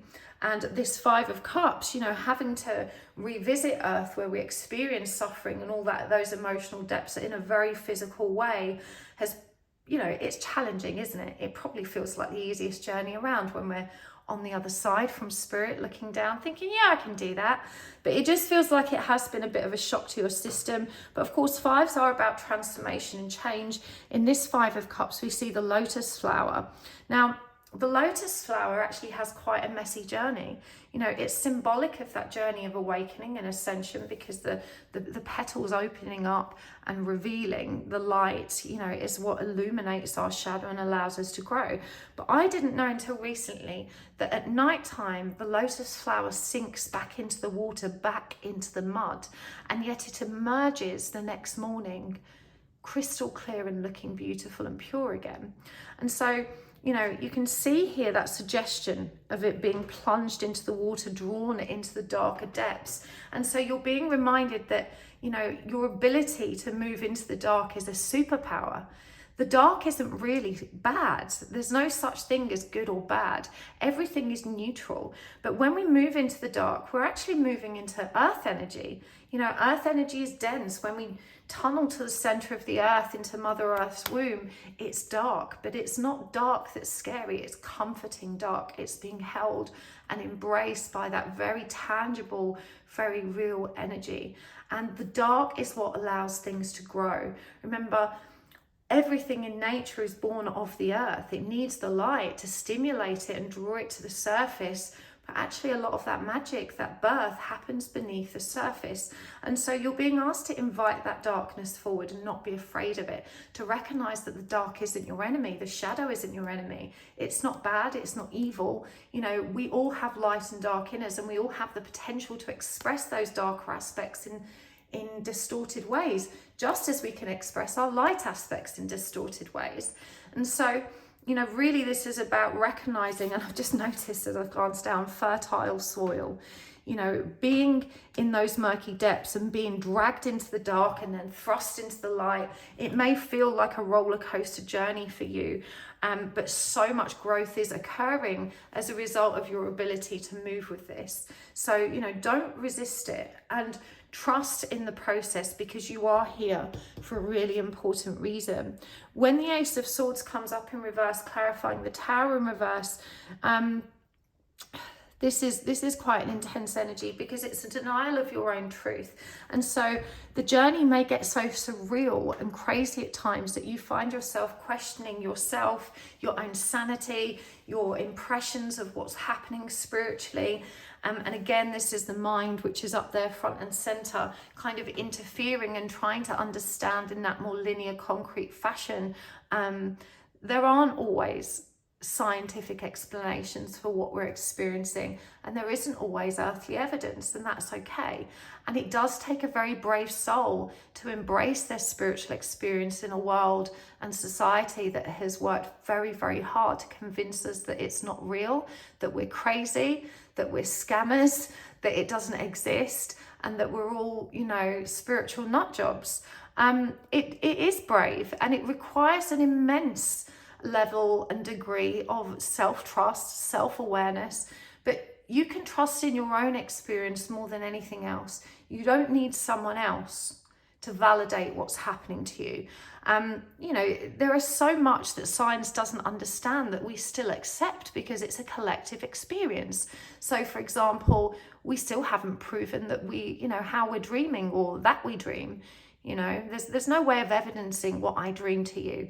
There's no way of evidencing what love feels like or that it exists. It's just an energy, a sensation, a feeling.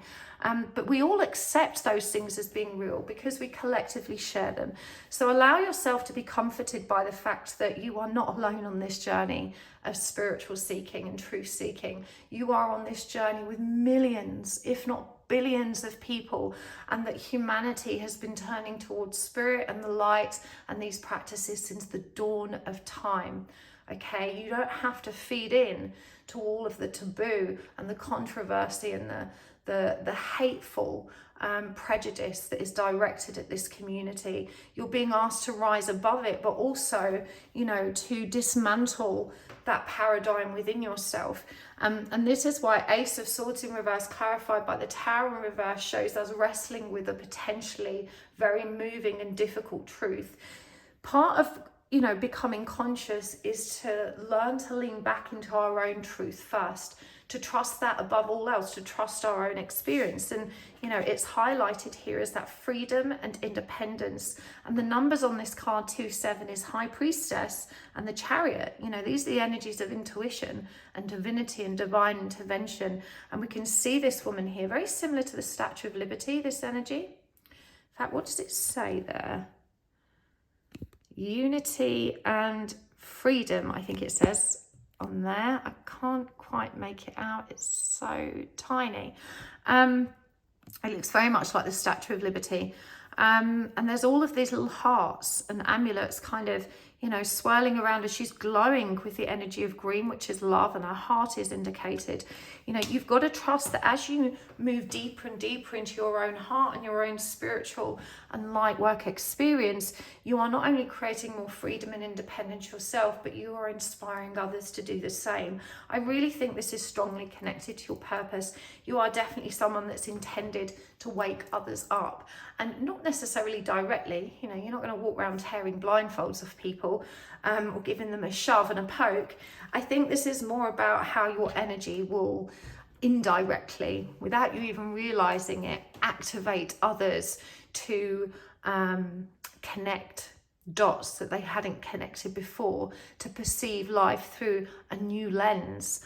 And, you know, you're just being asked to enjoy this. This is number 20, and I don't know why I'm called to say this, but they're saying the first day of spring, which is the 20th of March, is significant for you. And given where we started about you having recently closed out, or perhaps, you know, still being in the midst of, but ready to close out a really challenging healing cycle, you know, really healing those rejection abandonment wounds, I think this is spirit saying, look, come spring, you're going to find things that much easier. You're going to be celebrating, you're going to be enjoying this journey more. You just need to anchor yourself in your own faith. Coming back to this energy, and my guide Arthur's just stepped in, and he is saying, part of the difficulty for you in this awakening process is feeling really alone. and feeling really lonely. And I understand that. I just want to really validate that for you. You're not alone in feeling that way. The spiritual journey can be really lonely because the more we grow, the more we seemingly alienate ourselves from our peers. Your perspective on life and your view on life changes quite dramatically, and not everyone will be able to see and know and feel what you can from that place of growth. I've often described it to people as being like a tall tree among saplings. You know, imagine being that big tall tree and saying, oh my God, guys, you won't believe what I can see over there in the distance. And all those little trees going, what you on about? You're crazy. There's nothing over there, because they can't see it. So it doesn't exist to them. But that can make us feel not only crazy, but also very lonely, because we're having experiences that we feel we can't voice, share, express, or discuss with our usual peer group. You have to learn to let go of those people that are no longer vibrating in alignment with your experience. And for a period after that, it tends to leave a gap or a hole in your social circle. And I always think that period of, I call it the hermitage, that period of solitude serves us because it gives us a space to grow without too many distractions. But I need you to know that you're not going to feel lonely forever. It wasn't like that for me. I still feel it sometimes because most of the spiritual friends I've made and connected with are online, and I don't have as many within my locality, you know, where I actually live. But you know, these people are out there, and if you keep letting spirit know, you know, I need some spiritual allies. I want to be able to socialize and, you know, enjoy being part of those social groups again. And it can be really hard. And I think the younger you are, the harder it is, because younger people, generally speaking, even though they can be very spiritually receptive, their focus is very external, and they are typically not waking up you know, like the slightly older folk. We tend to find that the awakening experience hits most people a little bit later in life. Not always, but you may feel a little bit lonelier if you're younger on this journey. But you know, there are like-minded souls out there.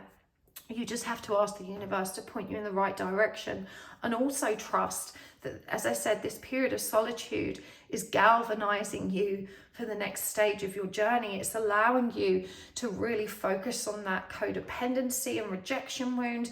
It's allowing you to know yourself in much more intimate ways, and it's creating that space in which you can grow. And of course, coming back to this one, humanity and benevolence. Stay calm, trust the good in yourself and others, see the light in the world. And you know, what I'm hearing is that sometimes you can get really sad and depressed that you see the world through this beautiful, loving, pure heart. And you know, when you look around, you see how many people are struggling or suffering or unable to see, reach, access, or know that light.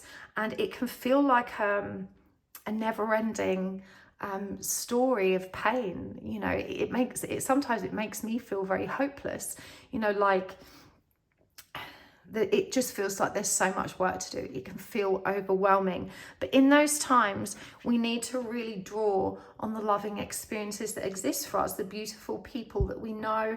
For me, it really helps to Google beautiful moments, you know, and to spend some time watching those really uplifting, wonderful moments that humans celebrate, the wonderful things that happen, the wonderful, charitable, generous, heroic things people do.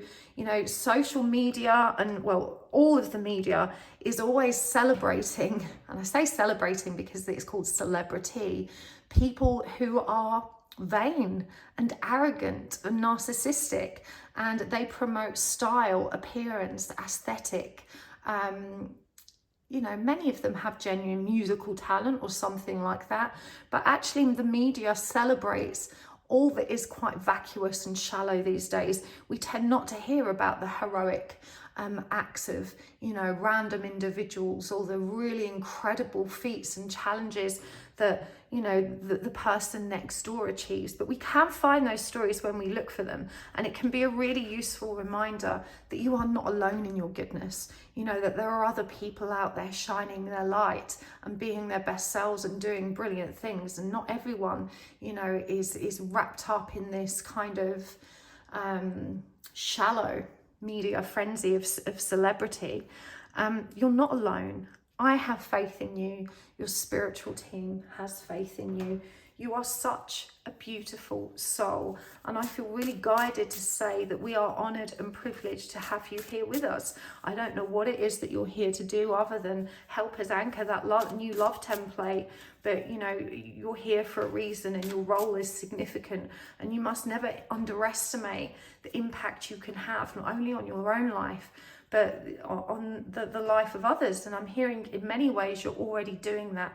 There's so many people that are grateful to you, and there's so much for you to be grateful for. So allow this to illuminate your heart in those moments where you're feeling sad, or that it's too hard, or that you can't get through it, or you're being so hard on yourself. So, you know, it's not about blowing our own trumpets. Sometimes it's just reminding us about the good we have done in the world and that we're enough. Let's see what else is coming through for you. There's such lovely energies. Okay, so we've got Three of Swords. We've got King of Pentacles in reverse. We've got the Hanged Man in reverse. We've got the Wheel of Fortune. And we've got the Eight of Cups in reverse. Eight of Wands in reverse. Empress. I love that the Empress is represented as a cow in this deck. Such a sacred and beautiful creature. Strength in reverse. The Lovers in reverse. And the High Priestess. Wow. Okay, path 3. Now we're seeing a different side of you. We're seeing the really nitty-gritty healing going on here. Three of Swords clarified by Eight of Wands in reverse. Again, this is the energy of frustration. It's the energy of just wanting to move quicker than the energies are allowing you. What I love about this is the way this Three of Swords is depicted. We see a monstera plant leaf here, and poking out of it are these three beautiful feathers, which are symbolic of hope and optimism, or at least that's how I see them. And I also see them as something that clears the mind. They're connected to the element of air and of bringing clarity to the mind. And the Three of Swords, of course, is an air element energy, and it's all about grief and heartbreak. But we can see that being as it's depicted as a leaf, and monsteras, you know, these openings in their leaves are symbolic of age and strength. You know, it's only the older, much stronger, healthier plants that develop these gaps in their leaves. And there's an old saying, I think it was Roald Dahl, says we have to break because that's how the light gets in. And so, you know, you must stop perceiving as any outstanding healing, or the wounds that you have, or the wounds that you're facing, as a hindrance or a sign of weakness. They absolutely are not. They're symbolic of your ability to grow. And what we're seeing here is that you are clearing so many ancestral patterns and cycles from your own soul bloodline. With the Eight of Wands in reverse, it just may feel like it's moving incredibly slowly. And that was the energy we started with, you know, this sluggish kind of pushing energy feeling. But when the King of Pentacles comes up in reverse, clarified by the Empress, we have a little bit of a contradiction of energies here, because what I'm hearing is part of you feels really surrendered, really good about being on your own, but there's still a little part of you that longs for that companionship of you know, an intimate or romantic partner. And the universe is sending you a very clear message that now is not the time for that, and that you need to answer this longing in your soul yourself. You need to step into that powerful Empress energy and draw it forward in a way that it's really sustaining and nourishing you in the way it is capable of. Because that painful longing, that kind of uncomfortable need that keeps triggering you, you know, it's just symptomatic of this kind of broken energy, the grief and loss and all of that you've just been working through. It's not really a present energy, it's an old energy that you're tasting again. So don't allow yourself to be too overly focused on what it means about what you need in literal terms now and in the future. You know, it doesn't mean you're never going to have a partner. It doesn't mean you shouldn't have one. What it means is that the longing you're feeling for it now isn't really relative to your present reality or journey. It's just an energy that's coming up from the past for your review. And we can see here with the Hangman in reverse that you need to shift perspective. I do think you beat yourself up for it, because intellectually you know that it means that, you know, you're perhaps not as surrendered as you'd hoped. But, you know, I'm guided to remind you that the energy of surrender, or the stage of surrender on the spiritual path, is a stage. It's not a single event that just happens once. It's something that, you know, a stage that we move into, that we just begin to find more and more balance in. So we'll find that each day, day after day, we surrender a little bit more than the last. And you're being asked to recognize your power to really tame, you know, that inner critic with your own divinity. But it is going to require you to shift perspective, you know, to really recognize this wounded part of yourself as an ally, rather than something that needs to be subdued by feeding it what it supposedly wants, which is, oh, I just want someone to look after me. You know, why can't someone look after me? Why do I have to be on my own through this? You have to answer that call yourself. Again, we're reminded with the Wheel of Fortune clarified by the Lovers in reverse that now is not the time for union. You know, union is emotion. And, you know, the surrender transit is what opens the door to the union transit. But with the Wheel of Fortune, which is destiny, it's fate, it's, you know, cycles and patterns that were divinely planned and guided by architects far more wise and knowing than us.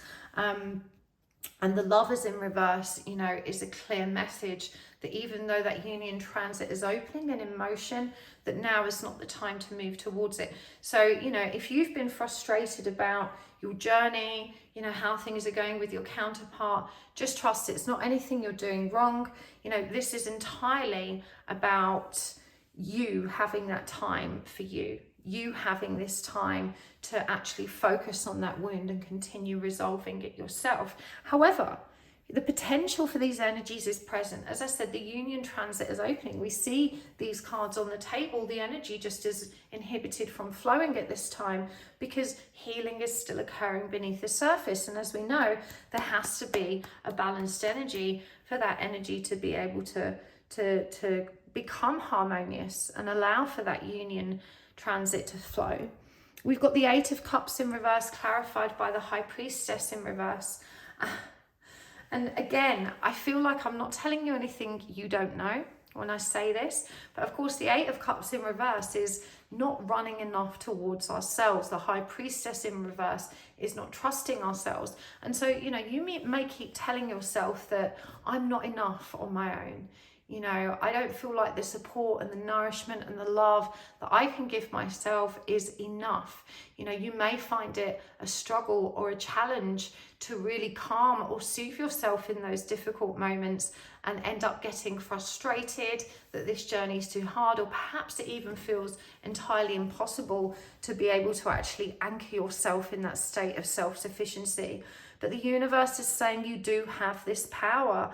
And again, you need to have faith and continue to remain disciplined, which for the most part you are. But being disciplined about self-care also means being disciplined about when you need to rest. You know, self-care isn't about always being productive and always turning the wheel. It's also about knowing when to stop, when to pause, and when to give yourself a break. But it feels like you have a tendency towards going on and off the boil with your healing practice, and then, you know, wondering why you're not feeling as good as you can feel. I'm hearing you do struggle to maintain a disciplined meditative practice, and I understand that. I have ADHD, so anything, you know, that has a routine about it is a real struggle for me. And so I want to share with you what's worked for me. Just do 2 minutes at a time. I do it every time I go to the bathroom. You know why? Well, because I have to go to the bathroom numerous times a day. It's otherwise dead time. And so I can't make excuses. When I committed to doing that, it meant that if I only get 2 minutes of meditation several times a day when I go to the bathroom, well, that adds up to quite a lot. And actually what it's inadvertently done, which I didn't expect, was, you know, those frequent check-ins with myself have really really created a much more discerning state of self-awareness. I'm much more aware of my state of being throughout the day because I'm constantly checking in on it in a habitual way. And I don't have to carve out extra time for this. I don't have to fit it into a busy routine. I'm using time that was otherwise, you know, dead. It was dead time. So just take 2 minutes or here or there. If you struggle to stay focused in meditation for long periods, it is okay to do short bursts, whether you're in the bathroom or not. What matters is remembering that when we go in, we are really connecting to ourselves and our truth and really soothing and nurturing ourselves. And it's from that place that we have the most power and potential to heal. So, you know, you're doing a lot of beautiful healing work, but there is a suggestion here that you can lean into yourself a little bit more in a very conscious and intentioned way. You're definitely getting better at reining in that mental focus and the way you tangle yourself up in knots mentally sometimes, but you're definitely being called to, you know, give yourself a little bit more deep breathing room, you know, to really be still. And I know how hard that is to achieve, but you've got this pile 3. And, you know, on that note, the universe is reminding you that you are being prepared for something really important that's already in motion, but is only going to grow. And they need you to be, you know, on it. But right now you need to be resting. Now, I'm going to take this over to the extended. We're going to go deeper. I want to know more about your counterpart and this longing and this rejection wound. I want to know more about how you can focus on your purpose and what that is and what that means and how you can nurture that. If this has resonated for you and you want to join me over there, the link is always in the description box below. But thank you so much for joining me here. I appreciate you so much. I hope you found this helpful. Do let me know in the comments, and don't forget to make a note of which part you've watched. That can be really helpful if YouTube recommends this video to you again, so that you know which part you watched the first time. I find it always recommends the video when you need it the most. It's just divine timing. I love it. And if you would like to book a private reading with me, don't forget to hop on over to my website and pop your email address in the mailing list box. There is no bookings page on my website. It's a private hidden page that's password protected and only available to members of my subscribers list. So if you're not subscribed, you will not be able to book a private read with me. So make sure you go over and do that. Hit the like button. It really helps my channel to grow. And thank you so much to those of you that take the time to watch my commercials. It really does make the wildest difference, not only to my channel's growth, because YouTube really nurtures channels that are, you know, people are clicking on those ads because it makes them more money, but also because it helps to keep this channel going. It provides a small income for me, which, you know, means I can still be here, and I appreciate that so much. It really is the perfect energy exchange. So thank you, and I will see you next time. Lots of love. Bye. Hello, Pile 4. Welcome to your reading. You have chosen the Selenite Heart and the Starchild Tarot, and today we are asking what you need to know the most. What are the messages you need the most from your own spiritual counsel? And if you skip the intro today, just a quick reminder that I am holding a celebration giveaway soon. I hit 100,000 subscribers while I've been absent from YouTube, which is just beautiful and so humbling and so moving, and just I'm so delighted. Thank you so much for your support. I want to give back. I want to say thank you properly, and I'll be doing that by holding a giveaway with lots of really special prizes, crystal grids, private readings, placements of my classes.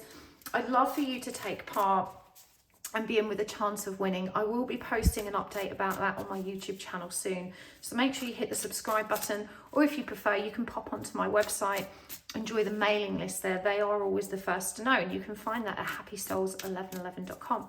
But let's crack on with your reading. Oh, and I will be doing a winter solstice meditation for free as well. It's so special. It's so special to be with you live. It'll be on Zoom, not YouTube, so it's a lot more intimate, and it's a lovely opportunity for us to come together, really raise some good energy and power, and seeing, you know, those beautiful wintry energies that are so much about rejuvenation and regeneration. Can't wait to share that with you. All the updates will be on my mailing list and YouTube community page, so watch this space. But let's get on with your reading. Whilst I'm shuffling, I want you to really take a long deep breath. I feel like you're very tired, Pile 4. Take a nice long deep breath. Just set the intention that you're ready to receive the messages you'll need. that your heart is open and receptive to it. And you can also ask the universe for a sign. Of course, a sign really helps to anchor your faith. If you're new to my channel, a sign is just a way for the universe to communicate with you really directly by showing you that sign in your reading. And it can be anything. It could be a symbol, an animal, an object, something from nature, a sequence of numbers or words. There's no right or wrong. Trust what pops into your head. And we'll see if it comes through for you in your reading. Right, I've given these a really good shuffle. Just move this card over here. We're going to read that in a moment. Let's pull your cards. What does Spirit want to talk to you about, pile 4? The Queen of Wands. I love that. What a powerful start. This is Pisces, Aries energy. The Tower. The Knight of Cups. The Queen of Pentacles. Oh, this is so lovely. What lovely energies. And the Three of Swords in reverse. Oh, I love this so much. And clarifying these. Justice. The Two of Swords. Nine of Wands in reverse. The Nine of Cups in reverse. And the King of Swords in reverse. Let's get some oracle cards as well. I'm going to start with the Wild Unknown Animal Spirit deck. You know I love my animal decks. I'm actually creating one myself. I've got to get my other one out first, which is, it's been at the final hurdle, my other one, for a long time. We're on year 2 now of making this deck, but it's literally on the verge of being released. You will see an announcement very soon, and then we're doing an animal one. I'm so excited for that and to share it with you. First card out, Sea Serpent and Dragon. And from the Visionary Oracle, Inner Child and Cover Song. And from this cute little deck, which was a gift from our girl Kino Tarot, it's called the Oracle of the Universe. It's a little Japanese deck that Kino sent me. If you haven't seen her readings channel, I'm sure you have because she's mega. But if you haven't, there is a link for her channel down below so that you can check out her work. She's incredible. Highly recommend her. Love her so much. She's such a sweet tree. What have we got here? Blessings of Rainbow and Love. I love that. Number 17. That's star energy. It was 444 on the timer when I said that. And Lucky. Number 26. Beautiful energies. Okay, let's do this. These are such fascinating energies. Pile 4. You are very far along on your twin flame journey. You have just moved into a union transit. I feel like with this Queen of Wands is such a powerful start. This is about stepping into your power, anchoring yourself in your power, anchoring yourself in your truth, transforming through your karmic lessons. You've shed skin, you've put that behind you, you're moving forward, and you're facing the total collapse of how everything was and embracing the rebuilding of everything that now is. This is such an empowered energy. You really have marched through this in an incredibly determined way. And even this Two of Swords and this Tower, so different to the traditional images, because this tower isn't coming down. You know, this is the tower that was rebuilt. Look at that sun and moon energy and the thunderbolts that miss it. You know, they create magic either side of it, but they're not bringing the tower down. This is the tower that you built, and we can see this lady there, you know, right at the front at the entrance. And here she is again. Now, traditionally in the Two of Swords, we see the lady with the swords in her hand, and she's got the moon and the ocean behind her.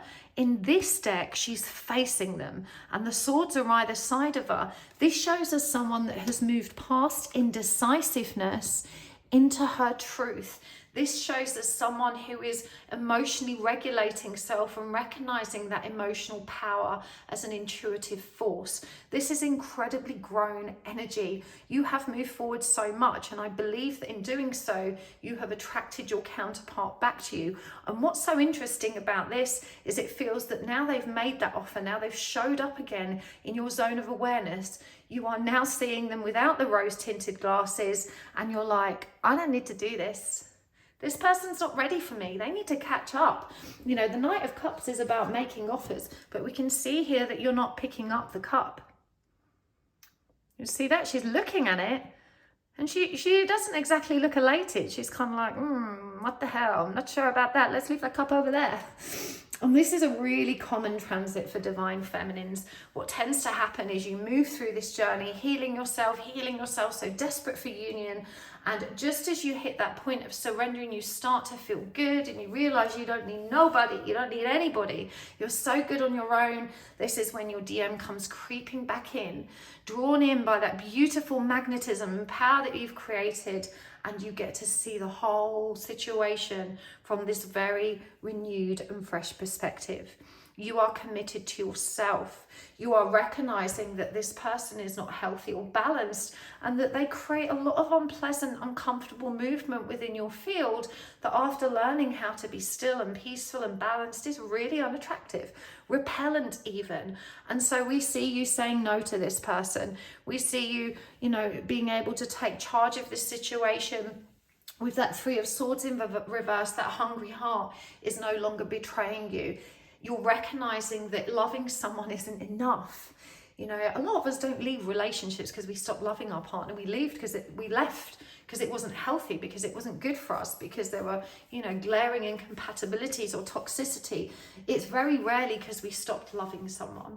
And so, what we're seeing here is that recognition that love, is present in everything. But that doesn't mean that we have to park ourselves there, that it's right for us. It doesn't mean that it's healthy or loving towards ourselves to remain in some of those relationships and connections, whether love is present or not. And so it really feels like you're seeing your counterpart now through this new lens of a grown, evolved state of being, a grown perspective.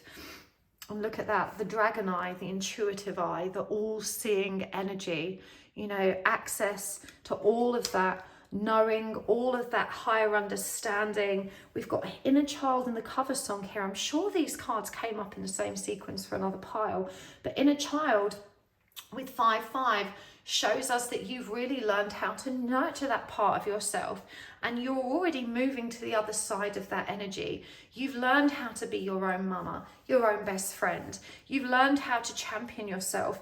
And the cover song I'm hearing, you are singing the same tune, but with so much more power, passion, truth, and faith. This is like cycling through the same lessons with your counterpart, but seeing the whole thing from a much more grown perspective. Blessings of rainbows and love. Rainbows are symbolic of optimism. Like I said, this is a number 17. This is star energy. This is such beautiful energy for you. And we've got that lucky card as well. This will be a stage in your life that now you've gained momentum. Now you've stepped into your power. You're probably seeing things being rebuilt around you in such a powerful and a stable way. This is a period of good fortune. There's so much abundance and auspicious energy here.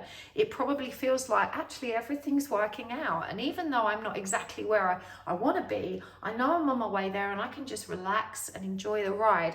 It's such a different perspective. Now, coming back to this card, we've got Kuan Yin. This is a card you chose, and it says compassion, care and compassion, choose to be love, do what is right for everyone involved, offer a helping hand. And bearing in mind that we're speaking in relation to your counterpart, I really don't think that they are in the best place themselves. I feel like you've noticed that their energy is pretty chaotic and certainly not as balanced or vibrating as high as your own. And that can be really hard, because when we shift you know, into that surrender energy, when we balance our divine feminine, we start working on those masculine aspects, and they can be a little bit hard around the edges. You know, when we are in masculine energy, we can start to lean out of our emotional self, lean out and kind of compartmentalize those parts of us. It's a very different stage of the journey, and I feel you're not quite in it yet, but you're on the precipice of it. And so this might feel like a growing concern or revulsion towards your counterpart. You might start feel a little bit turned off, or kind of like, oh God, you know, maybe they weren't my counterpart or soulmate after all. Maybe I got this wrong. You didn't. It's just perfectly normal to arrive at this state where you may still love them dearly, but actually you're seeing them in the cold, hard light of day and recognizing that they need to grow like you have, and that you don't want to be with someone that can't meet you on that bridge, that can't rise up to meet you in the same energy that you've worked so hard to cultivate. You're not going to come down to their level. You're not going to sacrifice or betray yourself this time, you know, because your heart is so hungry. This is such a dramatic turning point for you. And I really feel like your person is very triggered because they're sensing this distance from you. I feel like they're pretty stunned that you've not kind of come running into their arms or full of gratitude and thank God you're here, my savior, because previously you chased them so hard that they felt so secure in the knowing that they could come back and have you whenever they wanted. They didn't expect you to flip the tables and say, well, hold on a minute, matey. You know, you're going to have to do a little bit of work if you want to sit in my zone of peace. So they are triggered, and this is where this care and compassion is coming in. You're really being called to recognize what a challenging stage this is for them as well. And you must guard yourself as you travel into this, you know, the masculine energy. You must guard yourself from all of those same running, avoidant energies that the masculine is so drawn to. Remember, as you move into masculine energy, you're dealing with more distorted energy, the distorted aspects of your masculine self, and they have a tendency towards avoidance, they have a tendency towards emotional shutdown, they have a tendency towards logical, rational focus, and you know, it can be really brutal to perceive your counterpart through that lens, but it can feel particularly brutal for them. This isn't about turning the tables and giving them a taste of their own medicine and running a million miles in the opposite direction with the view of, you know, see how it feels, bitch. That's not what we're meant to be doing. What you want to be doing moving forward is standing still with care and compassion, recognizing that you can't save this person, you can't fix them, you can't do the work for them, but you certainly can stand still and be present and here for it and continue to communicate from a loving place anyway.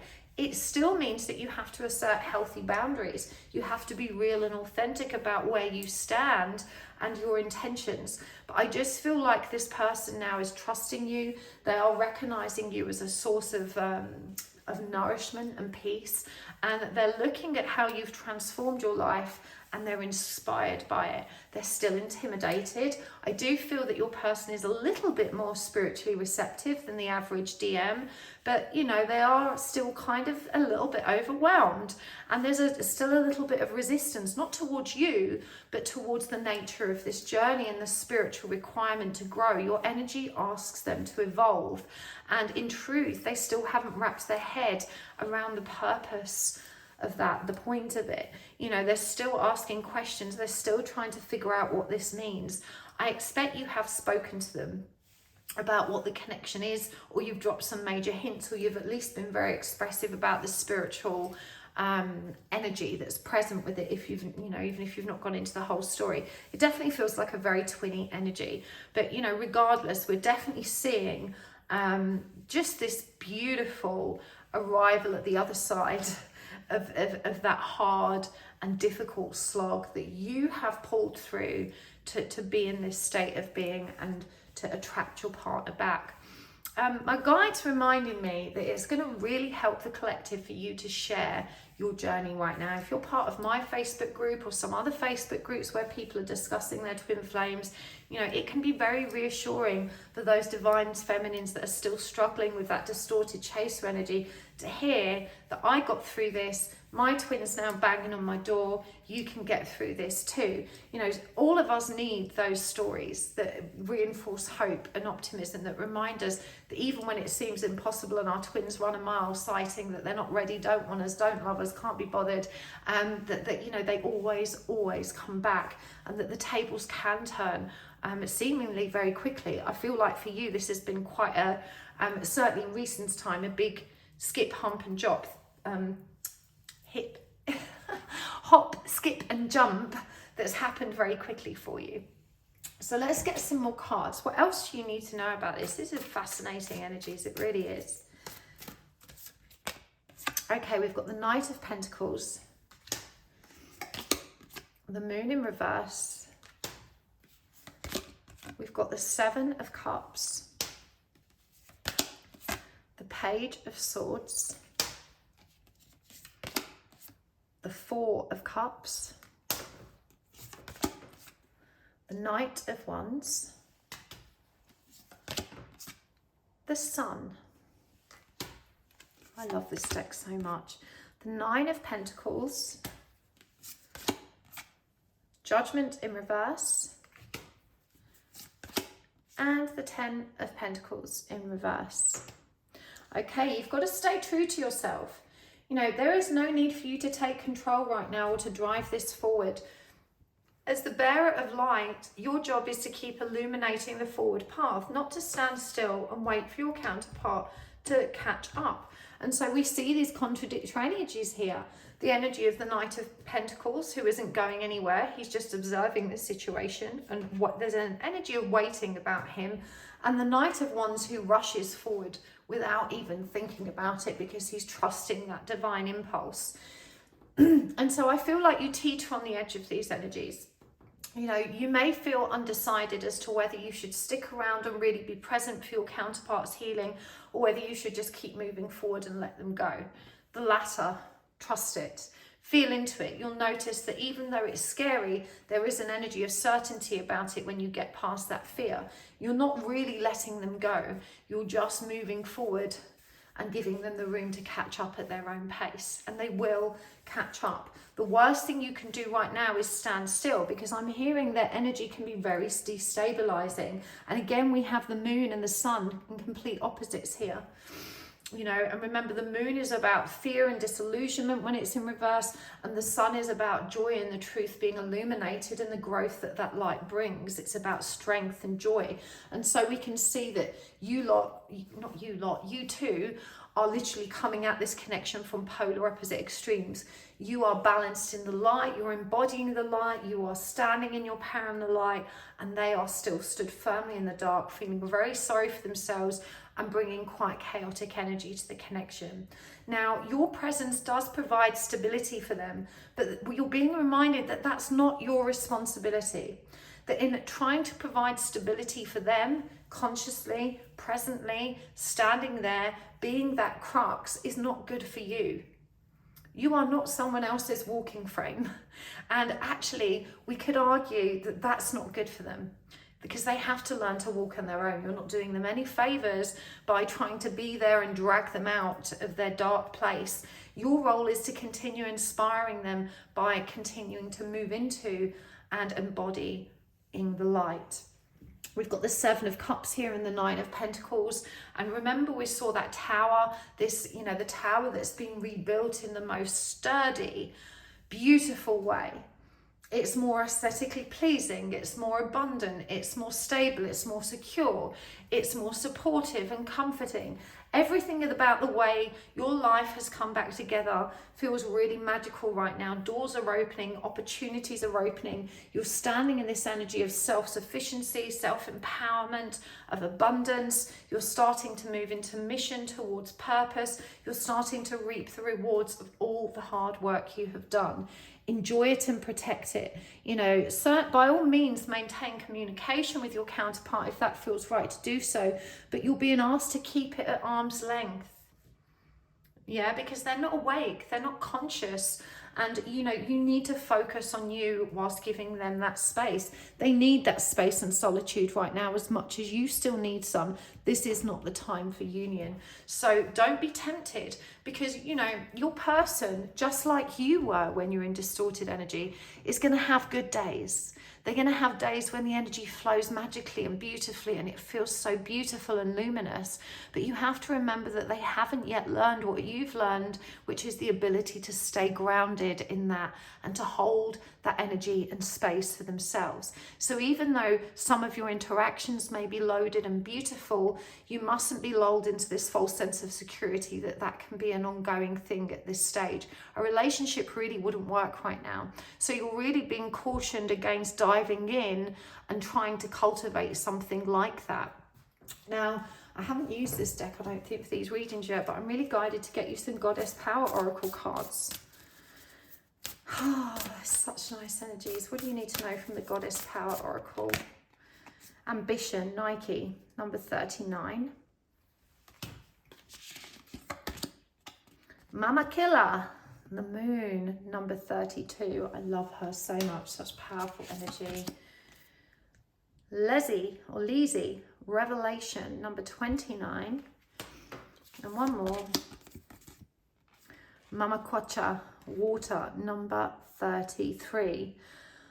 Look at how much divine and feminine energy you've got there, and how much hermit energy as well with those 9s. And of course, this one reduces to 6, which is the energy of love. 3 and 9, of course, is 12, which reduces to 3. That's still divine feminine power. You've got the 3 and the 2 here. That's the Empress and the High Priestess. And here we have High Priestess and Hermit energy. Such powerful big energies. This one, Revelation, is about balancing karma and receiving that clarity that allows you to more mindfully and confidently assert your needs and to trust your knowing. Ambition, the Moon, Revelation, and Water. These are very powerful messages. Remember, the Empress is a divine creator, and the Hermit creates from within, because they're able to focus on that internal world of light that empowers them and brings them so much wisdom, clarity, and knowing. You have to trust and allow yourself to be driven from that point, from that divine point of inspiration that exists within you. The Moon is about that High Priestess energy of really trusting your intuition to empower acts of creation, again, to draw from that space, to push fear aside and to trust in the energy of knowing, even though there may not be any real logical evidence to anchor what you are seeing that much more clearly now. This revelation is the energy of going, oh my God, how did I not see this before? It's so obvious now, and I get it and I feel it. You must keep focusing on that and not lose sight of it, because if you hang around this person too much and they keep sucking you into their chaotic energy, you will devolve. You will slide backwards. Energy isn't static. It can degrade, it can diminish, it can dissipate, or it can grow and expand and hit new heights. We always have the decision and free will and the power to harness that energy and move it as we choose. But we have a responsibility to ourselves to recognize the impact that external forces have and to navigate our way through our journey, creating safe boundaries and healthy boundaries and safe spaces in which we can remain balanced and vibrating highly. So to immerse yourself in the world of someone who doesn't have that balance is an act of self-betrayal. You're being asked to remember this. You have this clarity now. And I'm hearing this doesn't just connect to your counterpart. You may be reviewing a lot of friendships, a lot of familial connections, and seeing them all more clearly. There's a message here that it's okay to step back, that self-preservation is important. Mama Kocha and Water energy, this is about remembering to continue in harnessing the power of your emotions, to recognize the power that's available to you through that assertive, what's the word? Assertive is the wrong word. Through that ability to self-regulate at an emotional level. Now, remember that we're always growing, we're always healing, there's always more. It's not like you've done it all and this is it. You're still going to get triggered again, you're still going to wobble again, but I think that the overriding message here is to stay focused on what you've learned and the clarity you've obtained and the skills that you have developed, and you have to be mindful of protecting and guarding that which you have created and grown and harnessed. Don't give it away freely and set yourself back. Don't sacrifice yourself. You do have a tendency towards martyrdom. That people pleasing is a big trauma wound that you worked very, very hard to get above, so that you are putting yourself first. But your twin is going to trigger those parts of you. You know, they're really going to test how firmly you're holding onto that energy of self-preservation and self-love. You know, your twin, more than anyone else, will be the person that topples you, you know, off that firm, safe foundation back into those stormy waters that you were in before. You've got to be really careful and really tactful with how you handle this next phase of your journey. Again, the message is don't betray yourself. You know, you've got past that desperate longing and that desperate need. Love, you know, it's okay to love them, but your unconditional love does not mean that you have to be present. There is no rule book that says you have to be in union right now if you are not feeling it and you're recognizing that your counterpart is still not capable of maintaining a healthy, balanced relationship. If they don't love themselves, they can't love you fully. And they're not going to love you in a healthy way. If they're running from themselves, there's still going to be a lot of distortion and unhealthy behaviors, you know, within any intimate relationships they have. See what else is coming through. Okay, we've got the 8 of Pentacles in reverse.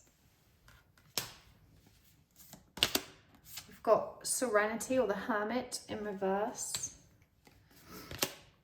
We've got the King of Wands, the Wheel of Fortune, and the 4 of Pentacles. And clarifying these, Ace of Wands in reverse, Knight of Swords in reverse, excuse my little doggy barking in the background, 4 of Wands in reverse, Strength in reverse, a lot of Leo energy in reverse here, 10 of Wands in reverse. Okay, so again, lots of messages about this not being the time for union. And I feel like this is being really dramatically highlighted, because you're kind of at this stage where even though you're seeing this person, this, you know, I think they trigger you and soften you and find that way in. And there's a little part of you saying, oh, love can conquer all. Maybe it can work. I don't want to be a hermit forever. You know, will I have a relationship at some point? Surely I've worked hard enough for it. You know, these are all the voices of fear of your past that you've been working so hard to put to bed. These are the voices that had been so quiet in your counterpart's absence. To be quite frank, your counterpart is not doing the work. They are not embracing the light. They are not, you know, you're trying to pass them the baton.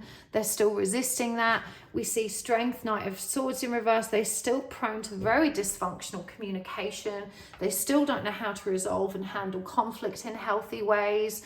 You know, I want to say with the King of Wands that they are very powerful and their energy is still magical and beautiful, but they are not meeting you on that bridge. There is no harmoniously balanced union energy which is going to allow you to enjoy the stability of a healthy connection here.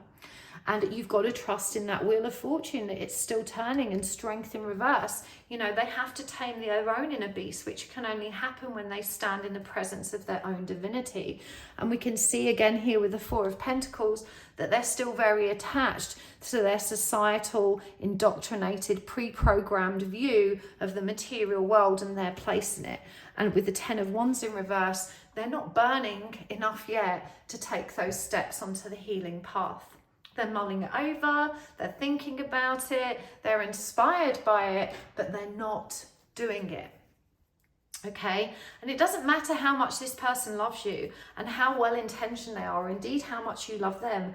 What matters is how they're showing up. What matters is what they're contributing. And the reality is that right now, if you were to move into a relationship with them, then you would be the one holding the fort, because they haven't mastered that power yet. And that's codependent. They would become your dependent because they can't love themselves. So it's, you know, it's not going to be healthy. This message is coming again and again and again. I don't know why you need convincing.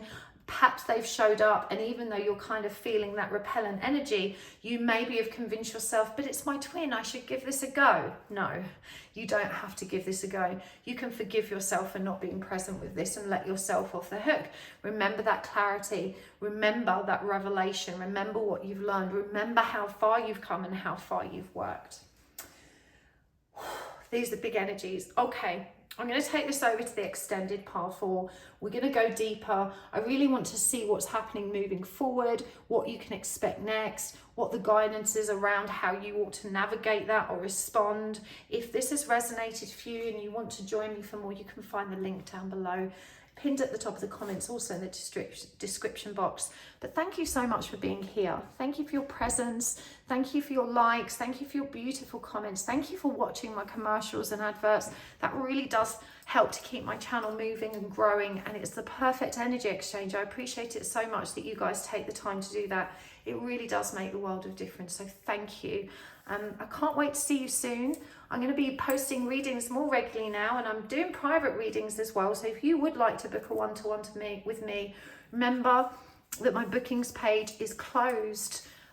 It's only open to members of my mailing list. So if you want to book a private reading, get access to that booking page next time I open my diary, you must make sure you're on the mailing list on my website, which is at happysouls1111.com. Hopefully I will see you soon. Lots of love. Bye.